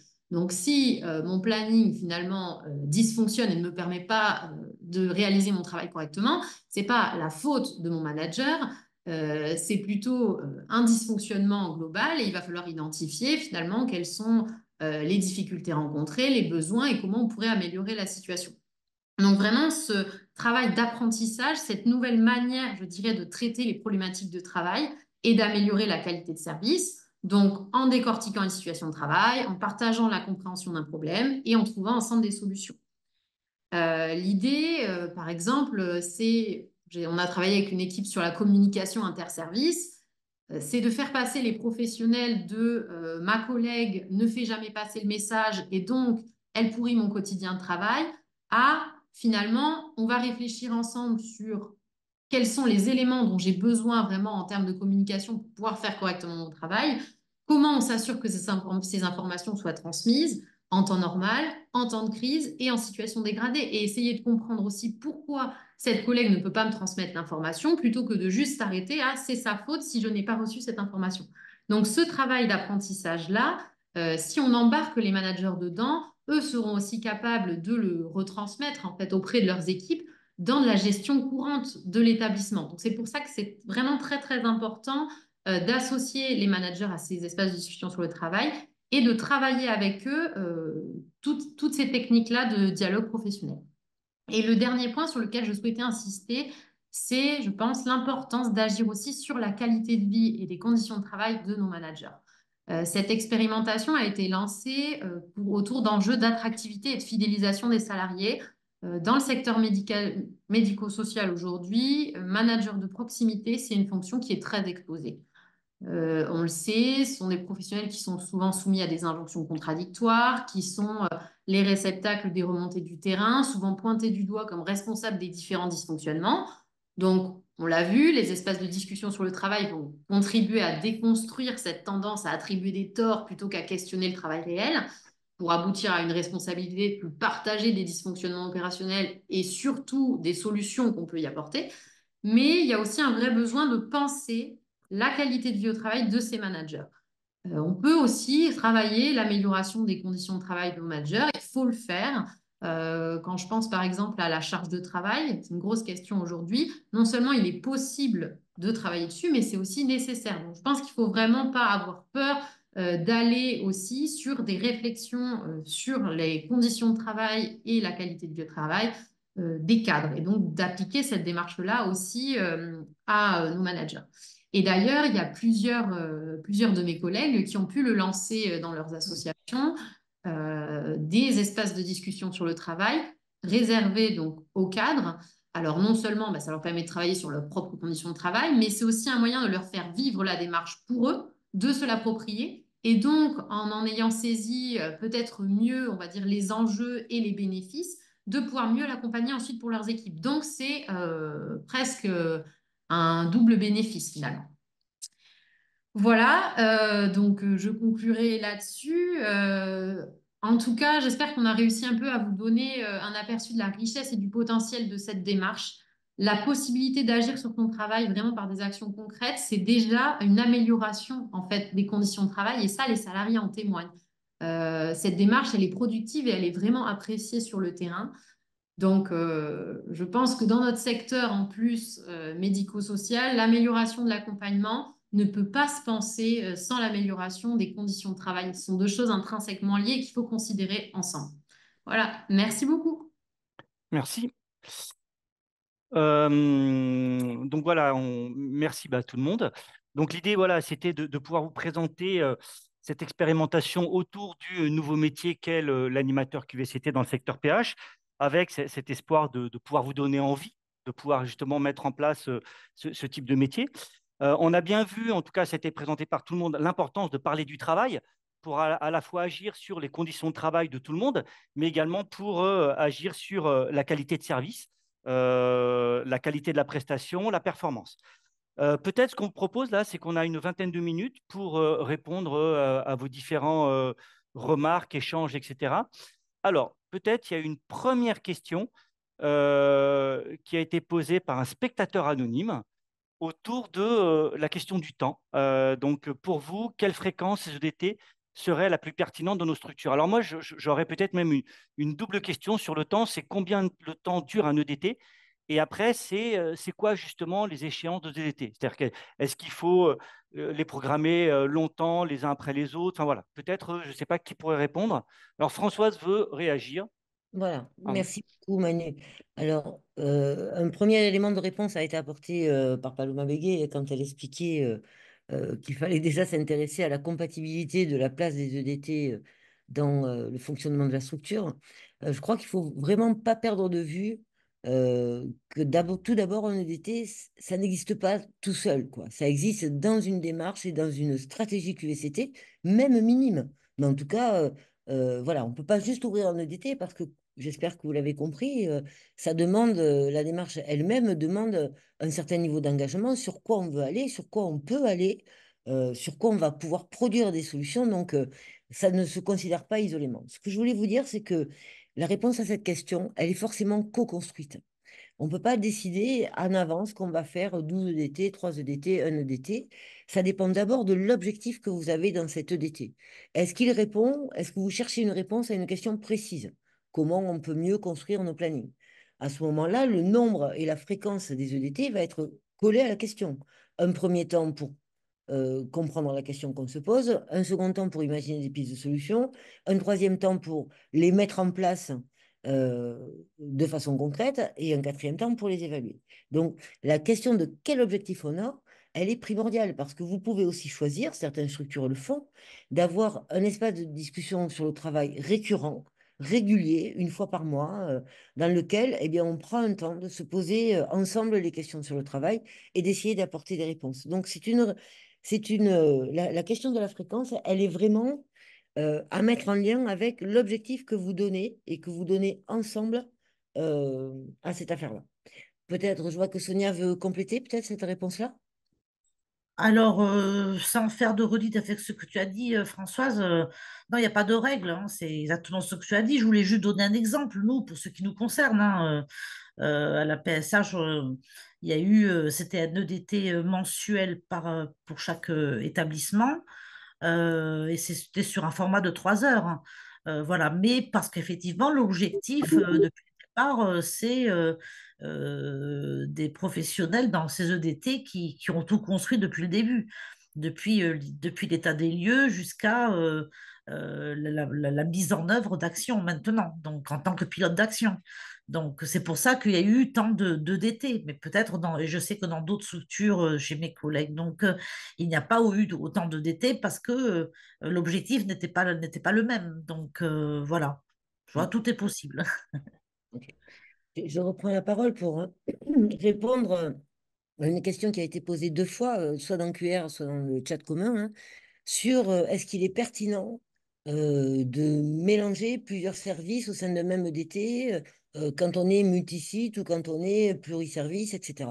Là aussi, ça dépend clairement de quel est l'objectif de l'EDT. Par exemple, une structure se préoccupe de la relation conflictuelle entre les personnes qui assurent le soin et puis une partie non négligeable de vos structures qui est le support logistique, en particulier la cuisine. La cuisine et les soins ne s'entendent pas, c'est conflictuel, avec des disputes fréquentes. Et donc, dans ce cas-là, vous voyez bien que spontanément, vous ne pourrez pas traiter la question si dans le DT, vous n'avez pas des représentants de ces deux métiers, la cuisine et le soin. Donc, ça dépend clairement de l'affaire. Sur le fait d'être multisite, c'est extrêmement intéressant. C'est ce que font les animateurs QVCT dans les accompagnements des 3 structures qu'ils font. Parce que finalement, qu'est-ce qu'on va voir? On va voir, vous savez, toujours cette itération entre le particulier et le général, c'est que chacune des structures a ses questions, mais réellement, le fait de les mettre au pot commun et d'échanger avec les autres sites, eh bien, on va s'apercevoir que la question de l'un, elle existe chez l'autre, que peut-être l'autre, il a trouvé des façons de répondre intéressantes qui peuvent être inspirantes, ou on va se mettre tous ensemble au travail pour essayer de trouver une solution à ce problème qu'on n'arrive pas à user. Donc, c'est à nouveau la même question de dans quel objectif on est, qu'est-ce qu'on veut traiter, euh, quelles sont les parties prenantes qui sont nécessaires pour traiter les affaires. Voilà. Honnêtement, si c'est votre premier exercice de DT, essayez de cerner bien la question et vous verrez que les participants, ils vont vous apparaître tout seuls. Si votre question, c'est une question de coordination entre services, clairement, l'EDT va devoir comporter des représentants volontaires, hein, vous avez bien entendu cette affaire-là, dans l'EDT. Manu? Merci. Oui, alors Paloma, je ne sais pas si tu voulais rebondir à cette question ou bien c'était une autre. Alors, en tout cas, il y avait une Oui. question également. Ah, c'était cette question, oui? Oui, je Vas-y. voudrais juste compléter ce que disait Françoise sur la question de la participation de professionnels issus de différents services ou même de différentes unités à un même EDT. C'est des questions qu'on s'est beaucoup posées et je dirais effectivement, il faut être très pragmatique en fait. C'est-à-dire que de la même manière que pour l'accompagnement d'une personne, vous allez savoir pour une question réunir les membres dont vous avez besoin de l'équipe pluridisciplinaire, ben, en fait, c'est exactement la même chose pour une question liée à l'organisation du travail ou une question quelconque dans l'organisation du travail. Il faut réunir les parties prenantes dont on a besoin autour de la table et aussi celles qui souhaitent participer. Parce que des fois, on a des professionnels dont on se dit au premier abord que finalement, ils n'ont pas forcément grand-chose à voir avec la question qu'on se pose et qui apportent un regard extérieur qui est des fois extrêmement pertinent et qui permet aussi aux autres membres de l'EDT de prendre du recul sur la question. Donc moi, j'aurais tendance à exclure personne. Et finalement, on se rend compte que même quand on discute, par exemple, sur un EDT de l'organisation des projets personnalisés, ben, la présence de quelqu'un issu de fonctions administratives où, en premier lieu, on se dirait bah, peut-être qu'elle n'a pas forcément trop de choses à apporter, bah si, parce qu'en fait, sur des questions très techniques, même d'organisation, de quand on le fait, de à quelle fréquence, de comment ça peut s'organiser, de quelles salles sont disponibles pour le faire, etc., cette personne va avoir des choses à apporter. Donc voilà, finalement, plus il y a aussi de regards, on va dire, différents et croisés, plus c'est riche. Et donc rester assez pragmatique en fonction des questions qui se posent dans les EDT. Voilà. Il y a également une question d'Areski Prieux autour de l'organisation d'espaces de discussion managériaux à distance, en visio, et donc on est confronté effectivement à des multisites. Et donc, c'est sous quelles conditions de réussite ces espaces de discussion à distance pourraient-ils être bénéfiques, intéressants, utiles? Est-ce que vous avez des retours d'expérience à nous renvoyer, à nous proposer? Alors, je veux bien prendre la main, s'il te plaît. C'est une modalité qu'on utilise encore aujourd'hui, hein. Alors, on n'a pas besoin de s'expliquer longtemps qu'on n'a pas les mêmes choses quand on travaille en distanciel que quand on travaille en présentiel. C'est la base, il ne faut jamais l'oublier parce que du coup, quand on choisit de travailler en distanciel parce qu'on est trop éloigné, parce qu'on n'arriverait pas à se réunir autrement, etc., il ne faut pas faire la même chose que si on était en présentiel, mais bien définir le contenu de ce temps en distanciel euh, pour qu'il soit vraiment efficace en distanciel. Évidemment, il va nous manquer des choses. Il faut en être conscient parce que sinon on s'égare.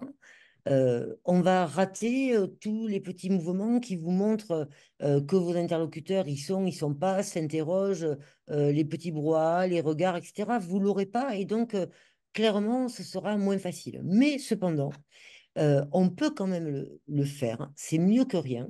Et honnêtement, le conseil de copain qu'on pourrait vous donner, c'est si vous voulez faire ça, utilisez d'abord un espace existant en présentiel pour se mettre d'accord sur l'ouverture d'un tel EDT, une réunion, un CODIR, par exemple, s'il s'agit de managers que vous voulez faire. Euh, si vous voulez ouvrir un EDT sur les managers, c'est très important à ces temps. Plusieurs des structures qui sont engagées avec nous dans cette expérimentation ont ouvert, pour correspondre aux besoins de leur terrain, des espaces de discussion entre managers. Le bon moment, c'est vous utilisez un espace présentiel pour se dire, alors, on prend un quart d'heure pour se dire, on va le faire ensemble, qui veut venir, on va se parler de quoi, etc. Et ensuite, ce sera plus facile pour vous de l'animer en distanciel. Et honnêtement, pour être complet, c'est bien d'être dans des formats dans lesquels vous allez avoir des temps en distanciel, mais aussi des temps en présentiel, au moins 2 fois par an, 1 fois par an, pour recoller un peu ce groupe qui a besoin de se construire une confiance pour pouvoir travailler ensemble. Merci. Peut-être il y avait une question qui avait été posée au tout début, effectivement, de ce webinaire par Grégory. sur un peu vos premiers retours par rapport effectivement à ce travail d'expérimentation sur votre rôle d'animateur QVCT. Voilà, sur l'impression avec le temps d'être plus à l'aise, de mieux animer, de mieux gérer le ZDT. Voilà, est-ce que vous pouviez nous renvoyer quelques retours d'expérience? Alors, nous, en tant qu'accompagnateur avec Françoise, on peut vous dire qu'il y a eu du gros progrès entre aujourd'hui et le démarrage, mais peut-être vous à renvoyer effectivement dans vos expériences propres. Je ne sais pas qui veut prendre la parole. Allez, Maëva. Alors, il est vrai qu'au début, l'animation des EDT n'était pas toujours évidente, puisqu'il a fallu qu'on change un peu de manière de réfléchir et d'agir. Mais au fil de l'eau, les salariés, quand même, ont pris et ont compris la méthodologie qu'il fallait mettre en place. On a chacun assisté à l'ensemble des EDT jusqu'à aujourd'hui. L'idée aussi, c'est après, par la suite, qu'ils puissent se rendre un petit peu plus autonomes dans la conduite de ces espaces-là. Mais en tout cas, on arrive aujourd'hui tous à avoir des choses concrètes mises en place pour chacune de nos structures. Très bien. Patricia? Oui. Micro. Ah. Oui, donc j'allais. Pardon.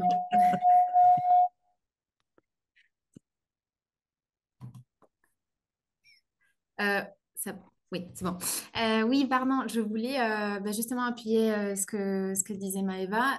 Donc, effectivement, l'animation, c'est quelque chose qui s'apprend au fur et à mesure. Et ce qui est très rassurant aussi pour nous, c'est d'être dans un cadre d'expérimentation où il n'y a pas que les salariés et les professionnels qui participent, qui expérimentent, mais nous aussi. Et on apprend tous ensemble. Et je trouve que c'est un des côtés qui est pour le coup vraiment sympathique de la démarche. Et ensuite, pendant cette phase d'apprentissage, effectivement, il y a des choses qu'on a appris au fil de l'eau, mais on n'arrête pas, je dirais aujourd'hui, de se confronter à des nouvelles situations parce que, en fait, il y a plein de facteurs qui peuvent faire que le cadre change, que les thématiques changent aussi, l'état d'esprit avec lequel on arrive dans un EDT, ça a une influence, mine de rien. Donc, voilà, on apprend au fur et à mesure et pour ça, malheureusement, une des manières, et je dirais la plus efficace, c'est de le mettre en pratique. Donc, voilà. Paloma? Oui, vraiment, juste pour compléter ce que tu as insisté sur ce que disaient la Patricia et Maëva, c'est vraiment une démarche d'apprentissage et je pense qu'il faut avoir l'humilité de le dire et de se le dire aussi en collectif avec les membres de l'EDT, de se dire, ben, en fait, ce qu'on est en train de faire, on n'a pas forcément l'habitude de le faire et on va apprendre à le faire ensemble. Donc, on va peut-être faire des erreurs, on va peut-être se tromper, on va réajuster, on repartira des bases, on repartira du cadre, on a beaucoup insisté là-dessus. Voilà, on repartira de là où on veut arriver, mais on va cheminer ensemble. Et en tant qu'animateur, c'est à la fois inquiétant au départ de se dire, mais en fait, moi, je ne sais pas vraiment le faire, et à la fois très intéressant de cheminer aussi progressivement avec les groupes et d'évoluer avec eux. Et comme l'a dit Patricia, je pense qu'il faut le voir pour y croire, enfin le vivre pour finalement se sentir à l'aise dedans. Et c'est pour ça aussi que je pense que c'est très important pour les managers de pouvoir le vivre eux aussi de manière sécurisée pour qu'ils puissent l'accompagner par la suite. Voilà. Donc vraiment, c'est l'expérience de ces espaces de discussion sur le travail qui, renforcés quand même par tout l'outillage de l'ARACT, par les séances de regroupement qu'on a ensemble, parce qu'on est quand même un gros collectif de travail aussi, et ça, c'est très important à souligner, que finalement, on a aussi accès à des professionnels de l'ARACT, aux autres animateurs quand on a des questions. Mais tout ça couplé à l'expérience des EDT, ben, finalement, c'est en faisant qu'on apprend. Patricia? Ah bah, Pardon, j'avais juste oublié de baisser la main. T'as levé la main, tu dois dire quelque chose. Hein. Peut-être une question également de Christophe Clérici sur le lien entre qualité de vie Non, pardon, et... j'avais juste oublié de baisser la main. Pardon.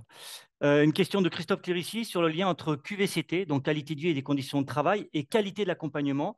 Et Christophe nous demande s'il y a effectivement des études scientifiques qui permettent de démontrer ça pour pouvoir structurer un argumentaire auprès des DG. Françoise veut répondre à la question. Répondre, apporter des éléments de réponse en tout cas. Alors, il faut bien comprendre que dans ces démarches qualité de vie au travail, ce qui est visé, c'est la performance de la structure, d'emblée. Et la performance, non seulement économique, mais bien sûr opérationnelle. Est-ce que nous remplissons vraiment la mission pour laquelle nous sommes là? En l'occurrence, accompagner convenablement des personnes qui vivent avec un handicap. Et on va essayer d'utiliser la démarche qualité de vie au travail pour alimenter ça. Vous avez bien vu dans tous les exemples qui vous ont été ramenés que l'activité de travail est vraiment au centre de ce qui est traité. Et ce n'est pas juste une hypothèse, le lien entre, pour le dire vite, la qualité de l'accompagnement et la qualité de vie au travail, parce qu'en fait, c'est ça qu'on va décortiquer. On va décortiquer la façon dont on s'y prend pour faire ça. Alors, en matière d'études, il faut que vous sachiez qu'il existe dans notre pays un réseau qui s'appelle R2QVT. C'est le réseau de recherche en qualité de vie au travail dans le secteur de la santé et du médico-social. Ce sont des laboratoires de recherche purs et durs, hein. Alors dedans, vous avez des ergonomes, vous avez des psychologues du travail, vous avez des gestionnaires, vous avez des gens qui travaillent sur le management, qui, du point de vue d'un chercheur, hein, et qui essayent de conjuguer leurs expérimentations scientifiques pour le coup, pour arriver à mieux identifier ce lien et par tous les endroits par lesquels il passe. Alors, si ça vous intéresse, ce site, je le mettrai à la fin du support PowerPoint, où on mettra également les références bibliographiques que certains d'entre vous ont demandé. Et je vous mettrai le lien vers le site de R2QVCT et vous verrez les exemples de recherches qui sont en cours actuellement.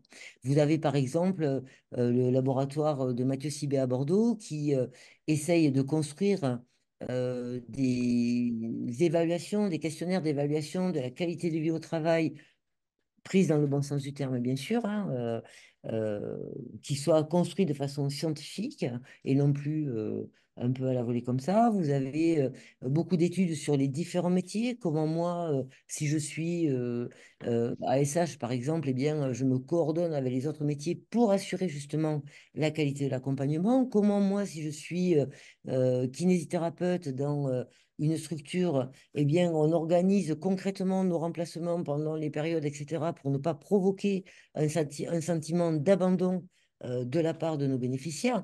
Ce sont des choses extrêmement précises, hein, et effectivement, ce lien-là est établi. Alors, il faut quand même, je vous le dis, c'est un peu difficile, mais on va passer à la phase d'après, hein. Vous comprenez bien que dans qualité de vie au travail, on n'est pas dans l'hypothèse que un travailleur heureux est un travailleur meilleur. C'est pas ça. On ne se préoccupe pas et on ne veut pas et on ne sait pas et on ne peut pas aller sur cette sphère-là d'une espèce de bonheur où un salarié qui serait plus heureux serait mieux dans ce travail. Non, c'est pas ça qu'on fait. On est vraiment sur la qualité de vie, les conditions de travail. Est-ce que les conditions de travail dans lesquelles je suis me permettent justement de bien réaliser ce pourquoi je suis là et qui est le plus souvent ce qui me rend malheureux quand je n'y arrive pas. Et certains d'entre vous, je l'ai mis dans le chat, ont fait le lien entre les démarches qualité de vie au travail et les autres sphères de ce qui fait que les personnes ont une bonne qualité de vie au travail dans leur activité, la prévention des RPS, la prévention des risques tout court, tout ce qui contribue à ce que, effectivement, mes conditions de travail me permettent de soutenir euh, l'activité pour laquelle je suis là, à savoir l'accompagnement du bénéficiaire. Alors, vous voyez, ce ne sont que des éléments de réponse, mais je vous mettrai le lien vers R2QVT pour que vous puissiez vous y référer si ça vous intéresse. Merci Françoise, merci à tout le monde. Il est 11h59. On sait que dans la QVCT, il y a un objet qui est important, c'est la conciliation des temps, vie perso, vie pro, midi étant la pause méridienne. On va arrêter là. Donc pour la suite, ce qu'on vous proposera, c'est on va vous envoyer le lien pour éventuellement regarder ce webinaire en replay et on va vous envoyer le support, y compris il y a une question autour de la bibliographie sur les expéditions sur le travail. On mettra tout un tas de biblios pour que vous puissiez évidemment la lire, la consulter, etc. peut-être pour conclure, ben, comme on démarre la semaine de la qualité de vie et des conditions de travail, on vous invite évidemment à cliquer sur le site de l'ANACT pour éventuellement voir quels pourraient être les autres webinaires qui pourraient vous intéresser et vous pouvez évidemment vous inscrire. C'est gratuit et l'inscription est importante, ne serait-ce que pour voir le webinaire en replay. Ben, sur ce, on tenait à vous remercier de votre participation. Et puis, bah, écoutez, on se tient à votre disposition. On mettra nos coordonnées éventuellement sur le PPT. Si vous avez des questions, des remarques, vous n'hésitez pas à revenir vers nous. Merci bien et puis bah, bon appétit. À bientôt.